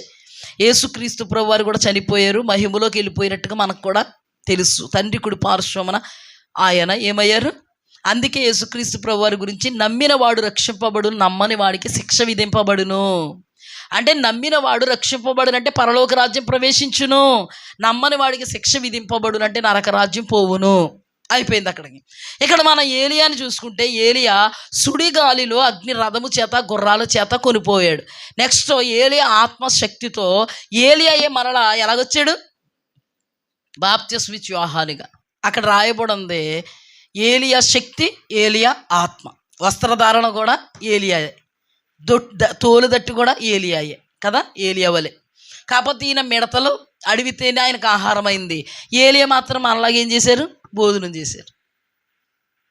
ఒకసారి ఆయన భోజనం లేకపోతే దేవుడు పంపేశాడు, కాకులను కూడా వాడుకున్నాడు. ఇప్పుడు జాగ్రత్తగా గమనిస్తే మనం మీకు చెప్పేశాక రెఫరెన్స్ చూపిస్తాను లాస్ట్లో. ఏమా మనందరం రెఫరెన్స్ చూసుకుని వెళ్ళిపోదాం లాస్ట్కి. ఇప్పుడు మనం ధ్యానం చేసుకున్న వీళ్ళందరూ దేవుడి కోసం బ్రతికిన వాళ్ళే. మహిమ కలిగిన అనుభవాలు ఈ లోకంలో ఉన్నవాళ్లే. మహిమ కలిగిన అనుభవాల్లో వాళ్ళ ముఖాంతరంగా వాళ్ళ సంఘాలని బలపరుచుకోవాలనుకున్న వాళ్ళే. వాళ్ళ ఉద్దేశ్యము వాళ్ళ ఆరాటము, వాళ్ళకు తృష్ణ, వాళ్ళ యొక్క సంకల్పము ఒక్కటే. ఏంటంటే దేవుడు అప్పగించిన మంద, పాత నిబంధన కాలం కావచ్చు, కొత్త నిబంధన కాలం కావచ్చు, అది మారలేదు. అయితే వాళ్ళని అంగీకరించిన వాళ్ళు దేవుడి చేత అంగీకరింపబడి మహిమలు ఉన్నారు. వాళ్ళని అంగీకరించిన వాళ్ళు దేవుని చేత తృణీకరింపబడి నిత్య నరకాగ్నిపాలు అయిపోయారు. వాళ్ళు మహిమలో ఉన్నారు, వాళ్ళని అంగీకరించిన వాళ్ళు మహిమలో ఉన్నారు. ఎవరికి ఏ టోకా లేదు, హతసాక్షులు అయిపోయిన టోకా లేదు. మహిమలు ఇంకా ఉన్నతంగా ఉంటాం, తప్పేమీ లేదు. దేవునికి స్తుతి కలుగుగాక. హల్లెలూయా కదా. ఇప్పుడు పోలికలేంటి? ఏలియా ఎలాగొచ్చాడో, ఏలియా తర్వాత బాప్తిస్మిచ్చు యోహాను అలాగే వచ్చాడు. బాప్తిస్మిచ్చు యోహాను కూడా ఎవ్వరు అంగీకరించలేదు. యేసుక్రీస్తు ప్రభువారిని కూడా ఎవ్వరు అంగీకరించలేదు. కొందరు అంగీకరించారు, కొందరు అంగీకరించారు. అలాగే ఈ కేటగిరీస్లో కొందరు అంగీకరించారు. మోసేను చూడండి, కొందరు అలా, కొందరు ఇలా. మోసే దగ్గర మొదలుకొని ఇప్పుడు వరకు మనం ధ్యానం చేసుకున్న బాప్తిస్మిచ్చు యోహాను వరకు కొందరు అలా, కొందరు ఇలా. కొందరు అలా ఉన్నారే వాళ్ళు బుద్ధిమంతులు, హల్లెలూయా. కొందరు ఇలా ఉన్నారే వాళ్ళు బుద్ధిహీనులు. కొందరు అలా ఉన్నారే వాళ్ళు బండ మీద ఇల్లు కట్టుకున్న వాళ్ళు. కొందరు ఇలా ఉన్నారే ఇసుక మీద ఇల్లు కట్టుకున్న వాళ్ళు. కొందరు అలా ఉన్నారే ఎగిరి వెళ్ళిపోయే గుంపు, బుద్ధి కలిగిన కన్యకలు. కొందరు ఇలా ఉన్నారే ఆగిపోయే గుంపు, బుద్ధి లేని కన్యకలు. వీళ్ళు ఇరుకు మార్గంలో ప్రవేశించిన వాళ్ళు, వీళ్ళు విశాల మార్గంలో ప్రవేశించిన వాళ్ళు. వీళ్ళు ఈ భూలోకములో మహిమ కలిగిన అనుభవాల్లో ఉంటూ దేవుడి చేత అద్భుతాలు, ఆశ్చర్యకార్యాలు, మహాశ్చర్యకార్యాలు, సూచక్రియలు, శోధనలు సహించి సైతానుగాడు శోధిస్తున్నప్పుడు దేవుని వైపు చూసి దేవుని కొరకు బ్రతికి దేవుడు సహాయం పొందుకుని మహిమలో కిరీటాలను, అంటే కట్టన గృహాల్లో నివసించి నాటన ఫలవృక్షాలు భుజించారే, వాళ్ళకి స్వాస్థ్యాలు పంచిచ్చారే. అలాగే దేవదేవుడు పరలోకంలో కట్టన గృహాల్లో నివసింపజేస్తాడు. అందుకే దేవుని వాక్యంలో నేను వెళ్ళుట మంచిది అన్నాడా దేవుడు. నేను ఉండు చోట మీరు ఉండులాగున మీకు స్థలమును సిద్ధపరచ వెళ్ళుచున్నాను అన్నాడా. మనకు స్థలాలు ఉంటాయి అక్కడ, హల్లెలూయా. కట్టని గృహాల్లో మన కొరకు దేవుడు కడతాడు గృహాలు. ఆ గృహాల్లో మనం ఏం చేస్తాం? నివసిస్తాం. నాన్న మీ ఇల్లు చూశాను, నా ఇల్లు చూసుకోవాలి ఇంకా నేను. మరి మీ ఇల్లు చూసుకుంటారా? నేనుండు స్థలములో మీరు ఉండులాగున మీకు గృహం సిద్ధపరుస్తున్నాను. గృహమా కాదా అది? ఇల్లే కాదా? అందుకే ఈ లోకంలో ఉన్న ధనవంతుడు ఇంద్ర భవనంలో బతికాడు, కానీ ఆడికి ఇల్లు లేదు. వాడికి అక్కడ ఇల్లు లేదు. ఎక్కడుందయ్యా నీకు ఇల్లు? ఇల్లు ఉండదు, కానీ అందరికి ఒకే ఇల్లు. నరకంలో ఇల్లు ఉండదు, కాలుతా ఉంటాం అని ఇల్లు లేకుండా బ్రతికాడండి లాజరు. పరలోకంలో ఎంత గొప్ప ఇల్లు ఉంటుంది, హల్లెలూయా. కొంత ఉంటారండి దేవుని కోసం అంత వైరాగ్యంతో బ్రతుకుతారు. అద్భుతం ఏంటో తెలుసా? యుగయుగాలు బ్రతికే బ్రతుకదండి. ఇది అశాశ్వతం, ఇది అశాశ్వతం. అలాగని అబ్రహాము ధనవంతుడు మరి నరకంలో పరలోకంలో పూర్ స్టేజ్లో ఉన్నాడంటే కాదు. వాళ్ళ చేసిన దానికి దేవుడు వాళ్ళకి ఇస్తాడు. అలాగని బంగళాల్లో దేవుడిచ్చిన వాటిల్లో బ్రతకమని దేవుడే ఇస్తాడు. యోసేపుకి కానీ దావీదుకి కానీ. అలాంటి వాడు పరలోకంలో తక్కువ వాళ్ళు అయిపోయారా? మళ్ళీ ఈ డౌట్ వస్తుంది మీకు. అందుకు డౌట్ క్లారిఫై చేయడానికే ఉన్నాం కదా మేము. అలాని కాదు, వాళ్ళు ఆ పరిస్థితుల్లో కూడా ఎంత వైరాగ్యంతో బ్రతుకుతున్నాడు దేవుడు తెలిసి వాళ్ళకి దేవుడు పరలోకంలో ఆ ఫలం ఇస్తాడు. ఈవిడి ఎంత దీనస్థితిలో కూడా దేవుని కోసం ఎంత వైరాగ్యంతో బ్రతుకుతుందో దాన్ని బట్టి అంచనా వేసి ఆమెకి ఇస్తాడు. మన ప్రతి అణువును దేవుడు పరిగణలోనికి తీసుకుంటాడు. అంటే ఆమె త్యాగం కాదు, ఆ తల్లి త్యాగం కాదు. ఒక డ్రింక్ తాగితే డబ్బులు అయిపోతాయంట, మళ్ళీ చర్చికి వెళ్తానంటే కానుక వేయాలంటే కానుక తగ్గిపోతాయంట ఆవిడకి. అంటే వాళ్ళకి ఎంత ఇదిగా వస్తుంది సంపాదన. పాపం రెక్కాడితే కానీ దక్కాడదు. ఎన్నో నేర్చుకోవాలి అలాంటి వాళ్ళ విషయంలో. అంటే ఇప్పుడు చెప్పండి, గృహాలు సిద్ధపరుస్తాడా? సిద్ధపరచడా? సిద్ధపరుస్తాడు, అవునా? ఇప్పుడు చూడండి, ఫోకస్ అంతా ఏంటంటే వాళ్ళు మహిమ కలిగిన అనుభవాల్లో ఉన్నారు. వాళ్ళ ద్వారా మహిమ కలిగిన అనుభవాల్లో ఉన్నవాళ్ళు అందరూ కలిసి మహిమ కలిగిన లోకంలోనికి వెళ్ళిపోయారు. ఇక్కడ ఏలియా మహిమ కలిగిన అనుభవాల్లో ఉన్నాడు. అవునా? ఈ ఏలియా కూడా ఎక్కడికి వెళ్ళిపోయాడు? అగ్నిరథంతో గుర్రంతో కొనుపోబడ్డాడు. ఆ తర్వాత ఏలియాలాగా మరలా బాప్తిస్మ ఇచ్చి యోహాను వచ్చాడు. వచ్చిన తర్వాత బాప్తిస్మ ఇచ్చి యోహాను చనిపోయాడు. చనిపోయిన తర్వాత ఏమయ్యాడు? సమాధి చేయబడ్డాడు. సమాధి చేయబడిన తర్వాత ఏమయ్యాడు? మహిమలోకి వెళ్ళిపోయాడు. హల్లెలూయా. హానోకు తెలుసా మీకు?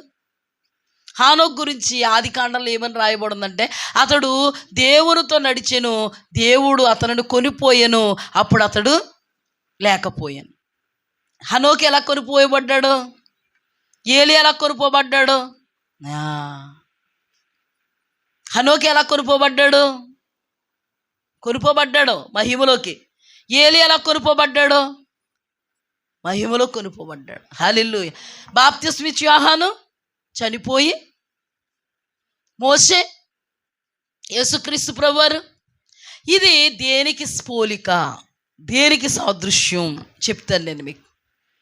తెస్సలోనికి రాసిన పత్రిక, మొదటి తెస్సలోనికీలకు రాసిన పత్రిక, 4వ అధ్యాయం 14 4:14. యేసు మృతి పొంది తిరిగి లేచినని మనము నమ్మిన ఎడల అదే ప్రకారము యేసునందు నిద్రించిన వారిని దేవుడు ఆయనతో కూడా వెంటబెట్టుకుని వచ్చును. మేము ప్రభువు మాటను బట్టి మీతో చెప్పుదేమనగా, ప్రభువు రాకడ వరకు సజీవులమై నిలుచుండు మనం నిద్రించిన వారి కంటే ముందుగా ఆయన సన్నిధిని చేరం. ఆర్భాటముతో ప్రధాన దూత శబ్దంతో దేవుని బోరతో పరలోకము నుండి ప్రభువు దిగవచ్చును. క్రీస్తునందుండి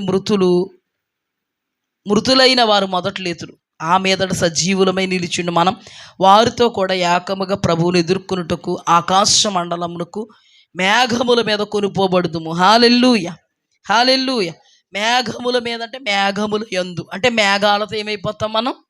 ఇప్పుడు పోలికి చెప్తాను చూడండి. ఇక్కడ రాయబడిన మాట ఏంటంటే, దేవాది దేవుడు బాటముతోను ప్రధాన దూత శబ్దముతోను దేవుని బోరతోను మహిమలో నుండి దిగొస్తాడు.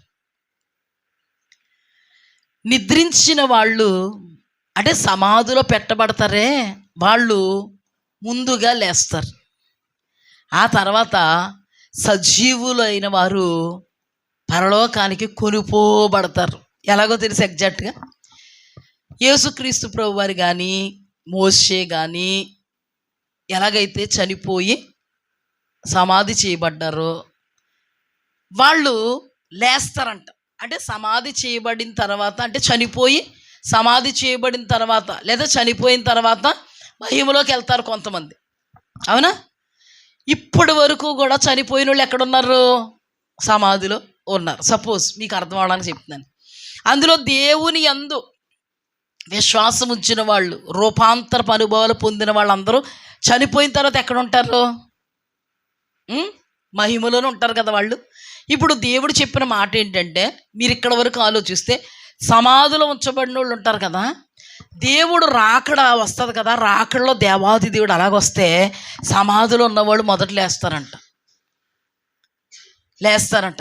ఆ తర్వాత సజీవులుగా మనం ఇక్కడ ఉన్నామే, మనం కొనుపోబడతాం. ఎలాగో తెలుసా? హనోకు ఎలా కొనుపోబడ్డాడో అలాగా సాదృశ్యం ఇది. ఏలియా ఎలా కొనుపోబడ్డాడో అలాగా. ఇప్పుడు దేవుని వాక్యంలో మేఘం వచ్చి మహిమలో ఉన్నటువంటి మోషేను ఏలియాను ఏం చేసింది? కొనిపోయింది. అగ్ని రథం వచ్చి గుర్రాలు వచ్చి ఏలియాను ఏం చేశాయి? హనోకును దేవాది దేవుడు కొనిపోయారు. అలాగే మనం రాకడకు ముందుగా చనిపోయామనుకో, సజీవులుగా ఉన్న వాళ్ళకంటే మృతులైపోయిన వాళ్ళే ముందు లెగుస్తారంట. హల్లెలూయా. దేవుని యందు విశ్వాసం ఉంచిన వాళ్ళు, రూపాంతరపు అనుభవాలు పొందిన వాళ్ళు, సంపూర్ణులైన వాళ్ళు ఉంటారే, వాళ్ళు లేస్తారు. ఆ తర్వాత దేవుడు వాళ్ళని వెంట పెట్టుకుని మన దగ్గరికి వస్తే మనము అలా ఎగిరిపోతాం. ఎగ్జాక్ట్గా ఏలియా ఎలాగా వెళ్ళిపోయాడో, హనోకు ఎలాగ వెళ్ళిపోయాడో మనం కూడా అలాగ వెళ్ళిపోతాం. అందుకే దానికి సాదృశ్యంగానే మనం ఇప్పుడు ధ్యానంలో ఒక కోణం ఏంటంటే, మోసేలాగా చనిపోయి సమాధి చేయబడిన వాళ్ళు మహిమలోకి వెళ్తారు. రాకడ వచ్చేసేటప్పటికి చనిపోకుండా సజీవంగా ఉన్న మనలాంటి వాళ్ళు ఏలియా వలె కొనిపోతాం. అందుకే అక్కడ ఇద్దరిని దేవుడు ఉంచారు. ఆ ఇద్దరిలో నుండి దేవుడి కోణాన్ని మనకు బయలుపరుస్తున్నారు. మీకు అర్థమైందా ఎలా కొనిపోతారు దేవుడు? హనోకుని ఎలా కొనిపోయాడు, ఇక్కడ ఏలియాని ఎలా కొనిపోయాడు. అక్కడ కూడా హనోకు గురించి దేవునితో నడిచి అని ఉంటుంది. అంటే మనం దేవునిలో నిలవాలి. హల్లెలూయా. హనోకు విషయంలో ఆది కాండంలో ఏమని ఉంటుంది? దేవునితో నడిచి అని ఉంటుంది. అంటే ఇప్పుడు మనం దేవునితో నడవాలి. అందుకే యేసుప్రభు నాలో నిలవాలి, నాలో నిలిచి ఉండని వాడు, నాకు వేరుగా ఉన్నవాడు ఏమి చేయలేడు అని ఉందా లేదా? అంటే ఇప్పుడు చెప్పండి, మోసే నిలుచున్నాడా, నడిచాడా లేదా? ఏలియా, బాప్తిస్మిచ్చు యోహాను, యేసుక్రీస్తు ప్రభువారు దేవుడే అయినా ఆ దేవుడు ఇచ్చినటువంటి వాక్యంలో నడిచాడా లేదా? మనకు మాదిరిగా ఉన్నారా లేదా? బాప్తిస్మిచ్చు యోహాను. మరి వీళ్ళందరూ దేవునితో నడిచారు కాబట్టే మహిమలో ఉన్నారు. మరి మనము దేవునితో నడిస్తే మహిమలో ఉండగలుగుతాం. రాకడొచ్చేలోపు చనిపోతే సమాధిలో పెట్టబడతాం. దేవుడు వచ్చేటప్పటికి మొదట మనమే లేస్తాం, లేకపోతే సజీవంగా ఉంటే మనమే తర్వాత, వాళ్ళకంటే తర్వాత మనం ఏమవుతాం? ఈ నిరీక్షణ మనల్ని సిగ్గుపరచు. ఈ నిరీక్షణ నన్ను సిగ్గుపరచదు, ఈ నిరీక్షణ నన్ను సిగ్గుపరచదు, ఈ నిరీక్షణ నన్ను సిగ్గుపరచదు, ఈ నిరీక్షణ నన్ను సిగ్గుపరచదు. ఇప్పుడు అర్థమయ్యేలా కథలా చెప్పేశాను మీ అందరికీ. ఎంత పెద్ద వాక్యాన్ని ఎంతగా కథలా. ఇప్పుడు కథ చెప్పేసుకున్నా, కథలాగా, కథ కాదు ఇది, కథలా చెప్పుకున్నాం, ఇది వాస్తవం. ఇప్పుడు మనం రిఫరెన్స్ చూద్దాం, తీయండి అమ్మా. లూకాసు వార్త 1వ అధ్యాయము 8 నుండి చదువుతాను, జాగ్రత్తగా వినండి. బాప్తిస్మిచ్చు యోహాను గురించి చదువుతాను. లూకాసు వార్త 1వ అధ్యాయం 8 నుండి తీయండి, పర్వాలేదు, అందరూ తీసుకోండి. చూడండి అమ్మా. జకర్యా తన తరగతి క్రమం చొప్పున దేవుని ఎదుట యాజక ధర్మం జరిగించుచుండగా, యాజక మర్యాద చొప్పున ప్రభువు ఆలయములోనికి వెళ్ళి ధూపం వేయుటకు అతనికి వంతొచ్చింది. 14 అతనికి వంతొచ్చును. ధూప సమయమందు ప్రజల సమూహమంతయు వెలుపల ప్రార్థన చేయుచుండగా ప్రభువు దూత ధూపవేదిక కుడివైపున నిలిచి అతనికి కనబడగా జకర్యా అతన్ని చూచి తొందరపడి భయపడిన వాడాయను. అప్పుడు దూత అతనితో, జకర్యా భయపడకము, నీ ప్రార్థన వినబడింది, నీ భార్య అయిన ఎలిజబెతు నీకు కుమారుని కనును, అతనికి యోహాను పేరు పెట్టుదు. అతడు ప్రభు దృష్టికి గొప్పవాడై ద్రాక్షారసమైనను మద్యమైనను తాగక తన తల్లి గర్భమును పుట్టిన మొదలుకొని పరిశుద్ధాత్మతో నిండుకొనిన వాడై ఇశ్రాయేలీయులలో అనేకులను ప్రభువైన వారి దేవుని వైపుకు తిప్పును. మరియు అతడు తండ్రుల హృదయాలను పిల్లల తట్టుకు, అవిధేయులను నీతిమంతుల జ్ఞానమును అనుసరించుటకు తిప్పి ప్రభు కొరకు ఆయుత్తపడి ఉన్న ప్రజలను సిద్ధం పరచుటకై ఏలియా యొక్క ఆత్మయు శక్తియు గలవాడై ఆయనకు ముందుగా వెళ్ళును. గనుక నీకు సంతోషము మహానందము కలుగును. అతడు పుట్టినందుకు అనేకులు సంతోషించెదరు. హల్లెలూయా. ఉంది ఏలియా ఆత్మ, ఏలియా శక్తి. అతడు ఎంతో మందినంట తండ్రుల హృదయాన్ని కుమారుల వైపు, కుమారుల హృదయాన్ని తండ్రుల వైపు, ఎంతోమందిని పరలోక రాజ్యం కొరకు ఆయుత్తపరచడం. ఎంతవరకు చూసుకున్నాం మనం వాక్యంలో నుండి? ఎంతవరకు చూసుకున్నామా? అయితే ఈయన ఏమని మాట్లాడుతున్నారు? లూకాసు వార్త 3వ అధ్యాయము 3వ వచనం. లూకాసు వార్త 3వ అధ్యాయం 3వ వచనం. అంతటా అతడు వచ్చి పాప క్షమాపణ నిమిత్తము మారు మనస్సు విషయమే బాప్తిసం పొందవలనని యొర్దాను నది ప్రదేశమందంతటా ప్రకటించుచుండెను. ప్రభువు మార్గం సిద్ధపరచుడి, ఆయన త్రోవలు సరళము చేయుడి. ప్రతి పల్లము పూడ్చబడును, ప్రతి కొండయు మెట్టయు పల్లము చేయబడును. వంకర మార్గములు తిన్నని వగును, కరుకు మార్గములు సన్నవి వగును. సకల శరీరులు దేవుని రక్షణ చూతురు అని అరణ్యములో కేక వేయుచున్న ఒకని శబ్దమని ప్రవక్త అయిన యెషయా వాక్యముల గ్రంథమందు వ్రాయబడినట్టు ఇది జరిగెను. అతడు తన చేత బాప్తిసం పొందవచ్చిన జన సమూహములను చూచి, సర్పసంతానమా, రాబో ఉగ్రతను తప్పించుకున్నటకు మీకు బుద్ధి చెప్పిన వాడెవడు?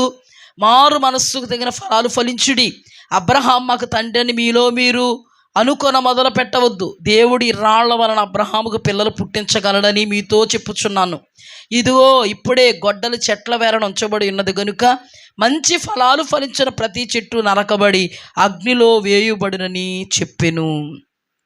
ఆ కింద సుంకరులని వీళ్ళందరూ కూడా వచ్చి బాగుపడ్డారు. అతను మత్తయి సువార్త 11:7. వారు వెళ్ళిపోవచ్చుండగా యేసు యోహానును గూర్చి జన సమూహముతో ఎలాగూ చెప్పసాగాను. మీరేమి చూచుటకు అరణ్యంలోకి వెళ్ళితిరి? గాలికి కదులుచున్న రెల్లునా? మరి ఏమి చూడ వెళ్ళితిరి? సన్నపు బట్టలు ధరించుకున్న మనుష్యున్నా? ఇదిగో సన్నపు బట్టలు ధరించుకుని వారు రాజగృహంలో ఉందురు కదా. మరి ఏమి చూడ వెళ్ళితిరి? ప్రవక్తనా? అవును గాని ప్రవక్త కంటే గొప్పవాడినని మీతో చెప్పుచున్నాను. ఇదిగో నేను నా దూతను నీకు ముందుగా పంపుచున్నాను. అతడు నీ ముందర నీ మార్గమును సిద్ధపరచును అని ఎవరిని గూర్చి వాయబడినో అతడి యోహాను. స్త్రీలు కనిన వారిలో బాప్తిస్మిచ్చు యోహాను కంటే గొప్పవాడు పుట్టలేదని నిశ్చయముగా మీతో చెప్పుచున్నాను. 14. ఈ సంగతి అంగీకరించుటకు మీకు మనస్సుంటే రాబోవు ఏలియా ఇతడే. రాబోవు ఏలియా అంటున్నారే, అతడు ఇతడే అని చెప్పేసాడు. అక్కడ చెప్పాడా లేదా అతను ఇతడే అని వాక్యం చెప్పింది. యేసుప్రభు వారు కూడా చెప్పేసారా? అతను కూడా చాలాసార్లు చెప్పేసి ఉంటాడు. కానీ ఎవరు నమ్మలేదు. మత్తయి సువార్త 21:32. యోహాను నీతి మార్గమును మీ వద్దకొచ్చెను, మీరు అతను నమ్మలేదు. అయితే సుంకరులు వేశ్యులు అతను నమ్మిరి. మీరు అది చూచి అతను నమ్మునట్లు పశ్చాత్తాప పడకపోతిరి. చూడండి, వాళ్ళు నమ్మలేదు కానీ మిగతా వాళ్ళు నమ్మారు. నమ్మిన వాళ్ళు ఏమయ్యారు? పరలోక రాజ్యం ప్రవేశించగలిగారు. ఇంకా యోహాను తలగొట్టేయడం అది మీకు తెలుసు కదా. అది కూడా మత్తయి సువార్తలో ఉంటుంది. తెలుసు కదా మీకు. చూపించనా? చాలా ఉన్నాయి రెఫరెన్స్ కదా. ఇప్పుడు ఈయన ఎవరో బాప్తిస్మిచ్చు యోహాను ఏలియానా? మరి ఆయన్ని ఎవరన్నా నమ్మారా? ఆయన్ని నమ్మలేదు, యేసుప్రభుని నమ్మలేదు.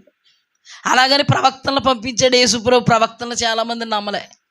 మోసేని నమ్మలే. అయ్యా, ఈ రోజు నమ్మలే. కానీ మనం నమ్మని బ్యాచ్లో ఉండకూడదు. ఇక్కడే అంటాడు దేవుడు, అయ్యో కొరాజినా బేత్సెదా, మీ మధ్యలో చేసిన అద్భుతాలు తూరు సీదోను పట్టణంలో చేస్తే వాళ్ళు ఎప్పుడో గోలు పట్ట కట్టుకొని బూడిద పోసుకొని నా వైపుకు తిరిగి ఉండేవారు. కెపర్నహూమా, ఆకాశము మట్టుకు హెచ్చించుకుందువా, నీవు నేల మట్టుకు ఏమైపోదు, దిగిపోదు. జాగ్రత్త. నీలో చేసినటువంటి కార్యాలు సొదొమ గొమొర్రా పట్టణాల్లో చేస్తే ఏ రోజో గోను పట్ట కట్టుకుందరు. ఈ రోజు వరకు కూడా సొదొమ గొమొర్రా పట్టణాలు ఎలాగుందరు నిలిచిండు. మీ గతి కంటే వాటి గతి వారవదగినై ఉండు. తెలియక చేసినోడికి ఓ దెబ్బే, తెలిసి చేసినోడికి 10 దెబ్బలు. ఎప్పుడు కూడా మన జీవితంలో దేవుడు చేత ఏర్పాటు చేయబడిన వారిని కానీ, దేవుడు పంపినటువంటి వాక్యాన్ని కానీ, ప్రకటింపజేస్తున్న ఈ వాక్యాన్ని కానీ, సహవాసాన్ని కానీ ఎవ్వరూ కూడా ఏం చేయకూడదు. ఎవరన్నా ఏం చేస్తే అయ్యో అంటాడు దేవుడు. అయ్యో కొర్రోజనా బేత్సెదా, అయ్యయ్యో కెపర్నహూమా, ఎంత కర్రం వచ్చింది నీకు. నా కనుసైగల్లో ఉంటేనే నీకు బ్రతుకుంది, అయినా నన్ను కూడా దాటుకుని వెళ్ళిపోయేటువంటి స్థితికి దిగజారిపోయావా. అయ్యయ్యో నా సహవాసంలో ఉంటేనే కదా, నా సహవాసాన్ని కూడా సమీపించలేనటువంటి ఏమైపోయావు, బిజీ పర్సన్ అయిపోయావా. నన్నే పక్కన పెట్టేసి నీ సొంత కార్యాలను చూసుకొని అనుభవంలోకి వెళ్ళిపోయావా. నా ఉపదేశాన్ని త్రోసేసి ఆ సమయానికి నాకంటే ఎక్కువ నీకు ఏదో అన్నట్టుగా ప్రవర్తిస్తున్నావా. అక్కడే అంటాడు, మన యోహాను గురించి చదువుకున్న బాప్తిస్మిచ్చు యోహాను అంత గొప్పోళ్ళు లేడు అన్నారు. ఆ తర్వాత వచ్చినాలు అవి. ఏలియా నేనేమో తింటూ తాగుతూ వచ్చాను కాబట్టి నన్ను తిండిపోతూ తాగుబోతు అన్నారు. ఆయనేమో తినక తాగుగా వచ్చాడు కాబట్టి దెయ్యమన్నారు అని అన్నాడు అక్కడే. అంటే ఇదంతా ఎందుకు చెప్తున్నాను అంటే వాళ్ళ బ్రతుకులు మనం ధ్యానం చేస్తుంటే అయ్యయ్యో ఎంత మూర్ఖత్వమా, అయ్యయ్యో అసలు నమ్మలేనటువంటి అనుభవాలా, అయ్యయ్యో వాళ్ళని అంగీకరించిన అనుభవాలా, అయ్యయ్యో వాళ్ళని దేవుడే కదా ఏర్పాటు చేస్తా, అయ్యయ్యో వాళ్ళు దేవుని ప్రజలు నిత్యరాజ్య మహిమలు ఉండాలని కదా ఏర్పాటు చేయబడి వాక్యం ప్రకటిస్తున్నారు. వాళ్ళ కోసమే కదా వీళ్ళు అంతగా తమ్మును తాము నలగొట్టుకుని, ప్రజల కోసమే కదా అని అనుకోకుండా ఎంత మూర్ఖత్వంలో ఎలా ఉన్నారు, ఎంత కళ్ళు నడినెత్తికిక్కిన తరంలో ఎలాగ ఉన్నారని అనిపిస్తుంది మనకు వాక్యం ధ్యానం చేస్తుంటే. కానీ ఈ రోజున సహవాసానికి రాని వాళ్ళు ఎంతమంది, అన్యజనులు అంటే వాళ్ళకి తెలియక. మరి ఇప్పుడు మనం దేవుని రక్తంలో కడగబడ్డాము, బాప్తిస్మ అనుభవాల్లో ఉన్నాము, మనకు దేవుడు ఒక సంఘం ఇచ్చాడు, దేవుడు మనకు సహవాసం ఇచ్చాడు. పరిశుద్ధులుగా పిలువబడినటువంటి మనం ఇంకా పరిపూర్ణులు కావాలంటే దేవుడు మనకి అనుభవాలు ఇచ్చాడు. నిజంగా యేసుక్రీస్తు ప్రభువారు చనిపోయి పునరుద్ధరణగా లేచిన ఆ పరిస్థితి మనకు నిరీక్షణ ఆధారమైంది.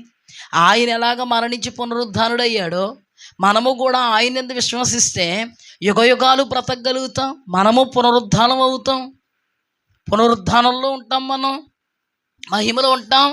అయ్యో బాబోయ్, దేవుడు సత్యం, దేవుడు మాటలు సత్యం, ఎన్ని సాదృశ్యాలు. ఇంకా బ్రతికి ఉంటే రాకడొచ్చేసేటోడికి ఏలియా హనోకుల్లాగా ఎత్తబడిపోతాం. సమాధుల్లో ఉంటేనేమో ముందే వాళ్ళకంటే ముందే మనం లేపబడగలుగుతాం. ఇది ఎంత సత్యం, ఇది ఎంత గొప్ప. దేవుడు అన్యజనులకు లేనటువంటి కృపను మనకి ఇచ్చాడు కదా. అన్యజనులు రొమ్ము కొట్టుకోవాల్సిన పరిస్థితులు కదా. ఈ రోజున మనల్ని దేవుడు వేరుపరిచి మనల్ని ఒక గుంపు చేసి, ఆ గుంపుకి దేవుడు ఏర్పాటు జనాంగం అనబడే దైవ జనాంగాన్ని ఇచ్చి సహవాసంలో ఉండమని, సన్నిధులు ఉండమని, ఆ సహవాసంలో ప్రార్థనలు, ఉపవాసాలు, ఆ సహవాసంలో యాచనలు, కృతజ్ఞతాస్తుతులు, ఆ సహవాసంలో మన లోటుపాట్లు, ఆ సహవాసంలో మన చీకటి ఛాయలు, మనకు తెలియదు పరలోకం వెళ్ళిపోతాం, ఎగిరి వెళ్ళిపోతామంటే బుద్ధి కలిగిన అనుభవాల్లో ఉన్నామని దేవుని వాక్యం తెలియపరుస్తున్నప్పుడు పశ్చాత్తాపడి బుద్ధి లేనటువంటి అనుభవాలు, చీకటి ఛాయలు తొలగించుకోవడానికి దేవుడు ఈ ప్రాసెస్ను పెట్టాడు. అలాంటిది ఈ ప్రాసెస్ వద్దనుకుంటున్నాం మనం. ఈ ప్రాసెస్ వద్దనుకోవడం తింగరతనం, ఈ ప్రాసెస్ వద్దనుకోవడం తిరమ్మాలతనం, ఈ ప్రాసెస్ వద్దనుకోవడం అంధభక్తులు, అంధత్వం, మందత్వం. మనం తప్పకుండా మరణమైన తర్వాత యేసుక్రీస్తుని విశ్వాసం ఉంచడం వల్ల వెళ్ళిపోం. వాక్యం ఫస్ట్ నుంచి లాస్ట్ వరకు అధ్యయనం చేస్తే దేవుడు మనతో మాట్లాడితే ఎన్నో విషయాలు బయలుపరచబడతాయి. కొంతమంది అంటారు, ఎవరైతే యేసుప్రభుని నమ్ముతారో వాళ్ళు రక్షింపబడతారు, నమ్మని వారికి శిక్ష. యేసుప్రభుని నమ్ముతున్నావు, ఏం నమ్ముతున్నావు నువ్వు? యేసుప్రభు దేవుడని నమ్ముతున్నావు అంతే. వాక్యం నమ్మాలి, యేసుప్రభు వాక్యం. యేసుప్రభుని నమ్మితే పరలోకం వెళ్ళిపో. అలాగైతే ధనవంతుడు వెళ్ళిపోవాలి కదండి పరలోకం. అలాగైతే నా ప్రాణమ తిను తాగు సుహించాడు, ఆడికి కూడా దేవుడే యేసుప్రభే, మరి వెళ్ళిపోవాలి కదా పరలోకం. మరి అలాగైతే ఆ దేవుడే తెలియదా ఇశ్రాయేలునికి అరణ్యంలో ఎందుకు రాలిపోయారు? ఆ వాక్యానికి లోబడక, ఆ వాక్యాన్ని నమ్మక, ఆ వాక్యాన్ని విశ్వసించక, ఆ వాక్యమే ఆజ్ఞ, కట్టడ, విధి, ధర్మం, ఆ వాక్యం ఇదంతా. కొంతమంది లిగిసారు నా మొక్క కట్టుకుని. ఏ మొక్క? ఆ ఒక్క మొక్కకి ఎంత అర్థం ఉంది. నమ్మితే రక్షింపబడతాడు, నమ్మని వాడికి శిక్ష, నరకాగ్ని విధింపబడినండి. యేసుప్రభు నమ్మితే సరిపోద్దా? ఇప్పుడు కూడా యేసుప్రభుని మనం, యేసుప్రభు దేవుడు, ఆయన రక్తం చిందించాడు అంటే పరలోకం వెళ్ళిపోతామంటే తప్పు. అదే యేసుప్రభు ఏమన్నా, నాలో నిలిచి ఉండి, మీరు నాలో నిలిచి ఉండాలి, నేను మీలో నిలిచి ఉండాలి, అప్పుడు మీరు ఫలిస్తారు. నాకు వేరుగా ఉండి మీరు ఏమీ చేయలేరు అంటే వేరుగా ఉన్నవాళ్ళు యేసుప్రభు దేవుడు అని తెలుదా వాళ్ళకి? ఆయనతో ఇప్పుడు వెళ్ళిపోతారా పరలోకం? సంఘంలో బుద్ధి లేని వాళ్ళకి యేసుప్రభు దేవుడు అని తెలుదా? సంఘములో బుద్ధి లేని వాళ్ళకి ఆయన రక్తం చిందించాడు, ప్రాణం దారపోసాడు, ఆయన తప్ప వేరే దేవుడు లేడు తెలుదా? తెలుసు కదా, వెళ్ళిపోవచ్చు కదా. మరి వెళ్ళిపోవచ్చా? మరి ఈ రోజున సంఘాల్లో అందరూ ఎందుకు ఉండట్లేదు? మొదట వాళ్ళకి భయం లేదు. ఏం లేదు? పరలోకం నరకం అంటే పదం, పరలోకము ఇదో పదం, నరకం ఇదో పదం. పరలోకం ఇదో పదం, నరకం ఇదో పదం కాదు. నరకంలోకి వెళ్తే తెలుస్తుంది ఆ పదం ఎలా ఉంటుంది. ఎండకు మండిపోతుంది గుండు. అలాంటిది అక్కడ టాప్ టు బాటం ఏమైపోవాలి? అక్కడ డ్రాప్ ఆఫ్ వాటర్ అంటున్నాడు. నీ పరిస్థితి కూడా సేమ్ చెప్పేసాడు దేవుడు. ఎలా ఉంది అక్కడ? ఎలా ఉంది అక్కడ? అగ్ని ఆరని పురుగు చావని. ఏమంటున్నాడు? నీ వేలి కొనతో ఒక్క చుక్క నీళ్లు అంటే అదే పెద్ద భాగ్యం కింద ఏం చేస్తున్నాడు. చుక్క నీళ్ళు అయినా అప్పుడు అదే పెద్ద భాగ్యం. చాలామంది అండి చాలా తేలిగ్గా తీసుకుంటున్నారు, కరోనాను మాత్రం తేలిగ్గా తీసుకోరు కదా. కానీ కరోనా ఏంటి, కోట్ల కొలది కరోనాల కంటే ప్రమాదం, నరకం. మనకి యేసుప్రభు దేవుడు అంటే కాదండి, ఇంతగాను దిన సహవాసంలోకి వస్తున్నా మనకే తెలియని చీకటి కోణాలు ఎన్నో బయటపడుతుంటే అమ్మా అనుకుంటున్నాం. మరి బుద్ధి లేని కన్యకలకే సిద్ధుల్లో నూనె లేదంట. ఇక్కడ ఏం లేదు, సిద్ధుల్లో ఏం లేదండి, నూనె లేదు. సిద్ధులలో నూనె ఉండాలంటే, సిద్ధులలో నూనె ఉండాలంటే ఆ నూనెతో నువ్వు నింపబడ్డానికి నూనె దగ్గరికి రావాలి. బుద్ధి లేని వాళ్ళ దగ్గర మెయిన్ సిద్ధుల్లో ఏం లేదు, వాక్యం లేదు. ఏమండి వాక్యమేనండి ప్రాముఖ్యం. అందుకే కదండి మోషే అక్కడ రాయబడింది, జీవవాక్యాలు తెచ్చినవాడు ఈ మోషే. ఆ జీవవాక్యాలు తెచ్చాడు. ఆ జీవవాక్యాన్ని సరిగ్గా భుజించిన దానితో బ్రతకడం చేత కాలేదు. ఇశ్రాయేలుకి అరణ్యంలో రాలిపోయారు. ఆ జీవవాక్యమే మన కోసం దిగొచ్చేసింది. ఆయన నమ్మిన వాళ్ళు పరలోకం వెళ్తారు, నమ్మని వాళ్ళు నరకం వెళ్ళిపోతారు. ఈ వాక్యమే ఎవరైనా ఈ వాక్యమే. సహవాసమే ఈ వాక్యం కోసం, సంఘమే ఈ వాక్యం కోసం. సహవాసంలో మనందరం కలుసుకుని ప్రార్థనలు, విజ్ఞాపనలు, యాచనలు, కృతజ్ఞతలు చెల్లిస్తే ఎంతో గొప్ప బలం అంట. అందుకే ఒక్కడు 1000 మంది తరిమితే ఇద్దరు 10,000 మందిని తరుముతారంట. ఈ గుంపులో ఎవరు ఉండాలి? అందరూ ఉండాలి. ఇంకెంత చెప్పినా కూడా చాలామందికి అర్థమవుతుంది, లోతుగా తీసుకోరు. ఇంకా కొంత ముందుకెళ్ళి సోదా చెప్పింది ఏదో చెప్పేశారు, వీడు వాక్యం అంతా మళ్ళీ లాస్ట్కి ఎలా లాగుతారేంటి? మాకు ఇచ్చిన పిలిపేది. మరి బాప్తిస్మిచ్చి యోహాను పరలోక రాజ్యము ప్రవేశించడానికి ఆయుత్తపరుస్తున్నాడంట. అంటే యేసుప్రభు అంటే ఎవరో తెలుసుని వాళ్ళని ఆయుత్తపరుస్తే సిద్ధపరుస్తున్నాడంట. మనందరికీ యేసుప్రభు అంతే ఏంటో తెలుసు, వాక్యం అంటే ఏంటో తెలుసు. ఇంకా పరలోక రాజ్యానికి సిద్ధపరుస్తున్నాము. మా పిలుపు ఏంటో తెలుసా? పరలోక రాజ్య మర్మాలు విశదపరచడమే, పరలోక రాజ్యం కోసం ప్రకటించడమే. బాప్తిస్మిచ్చి యోహానుకి ఎటువంటి పిలిపిచ్చాడో ఎగ్జాక్ట్గా మాకు కూడా దేవుడు ఇదే పిలిపించాడు. పరలోక రాజ్య మర్మాలనే నీకు బయలుపరుస్తాను, పరలోక రాజ్యం కొరకు నువ్వు ప్రకటించన్నారు. అందుకే నా ప్రతి వాక్యములో, నా మెసేజ్లో చివర పరలోక రాజ్యం కోసమే ఫోకస్ చేస్తాను. ఎందుకంటే నా పిలుపది, ఆశీర్వాదాలు కాదు పిలుపునది. నేను అంటాను, నువ్వు దేవుణ్ణి వెంబడిస్తే సూచక్రియలు నిన్ను వెంబడిస్తాయి. ఎంత బ్రతికి నాశనం అయిపోవడానికి కాదు, నిత్య నరకాగ్ని పాలైపోవడానికి కాదు. ఏ రోజో మన అంతం తెలియదు.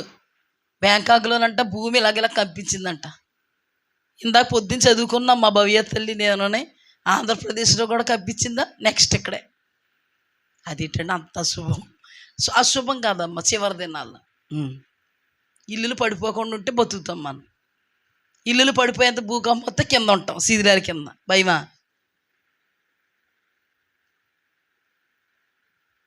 కరోనాకు కొంత ఆప్షన్ ఉంది. మాస్క్ పెట్టుకోవడం, బయటికి వెళ్ళకపోవడం, గమ్మున ఉండడం, ఇంట్లో ఆప్షన్ ఉంది. అసలు తిండి తిప్పలు కూడా తినకుండా గెంజేసి తినేసాం, ఆప్షన్ ఉంది. భూకంపం వచ్చి ఇలా ఊగిందానికి ఇల్లు ఆప్షన్ ఏముండదు. ఇంకా ఏమైపోతాం? ఎంతమందికి ఏం గుర్తు వస్తున్నాయి నాకు తెలియదు, కానీ బంగారాలు గుర్తు పెట్టుకోకండి. అయ్యో బీరు వల్ల బంగారం ఎవరికన్నా రాసి ఇవ్వాల్సిన సీటీ. మనమే మన సొంతం కానప్పుడు బంగారం ఏమైపోద్దండి? రేపేమి సంభవించునో, మనకేమి సంభవించినో మనకు తెలియదు. ఏమి తిందుమో, ఏమి తాగుదామో, ఏమి ధరించుకుందామో మనకు తెలియదు. ఏ దేవుడు యందు నిరీక్షణ ఉంచమన్నాడు, ఆ దేవుని యందు మనం ఉంచిన నిరీక్షణ మనల్ని సిగ్గుపరచదు. హల్లెలూయా. సజీవ లెక్కల్లో ఉంటే దేవుడి కోసం బతుకుతాం, సమాధిలోకి వెళ్ళిపోతే మహిమలో నిలబడతాం, అంతే. అందులో పెద్ద ఏం విశేషం లేదు. మన ప్రాణం ఏం పెద్ద ఏమన్నా ఇదేంటి, మనం ఉండేవారిని ఉద్ధరిస్తాం. ఆయన పెద్ద ఏమి ఇది లేదు. నలుగురు ఎలా పోయారు, మనం అలాగే పోవడమే. జీవితం మీద ఏం పెద్ద ఆశయం లేదు. చూసి దేవుడు ఎలాగో చూసుకుంటాడు, ఆయన కైరు సైకిల్ ఉంటే సరిపోద్ది. ఈరోజు వెళ్ళిపోతే ముందు చూసేస్తాం, కొంచెం లేటుకి వెళ్తే తర్వాత చూస్తాం అంతే. ఈ నిరీక్షణ మనల్ని ఏం చేయదు, సిగ్గుపరచదు. ఎక్కడికక్కడ భూమి కంపిస్తుందండి, తెలుసా మీకు? ఎక్కడికక్కడ వెర్రివాడ, ఈ రాత్రి నీ ప్రాణం అడిగితే అంటే అతను ఉరుకుపోయి ఉంటాడు. ఈ రోజున మనం ఎలా ఉండాలో తెలుసా? ఈ రాత్రి మన ప్రాణం అడుగుతాడు దేవుడు. దేవ, ఏదేమైనా నిత్యం మహిమరాలో మా ప్రవేశం. దేవునికి స్తుతి కలుగుగాక. హల్లెలూయా. ఎందుకంటే ఇది అశాశ్వతమైన లోకం, అది శాశ్వతమైన లోకం. ఎల్లప్పుడూ నీ పరిశుద్ధ సన్నిధిలో పాటలతో ఆరాధనలతో నేను స్తుతిస్తాం. ఇందాక నిత్య ప్రేమతో నన్ను ప్రేమించిన్, నిత్య ప్రేమతో నన్ను ప్రేమించిన్, తల్లి ప్రేమను మించినది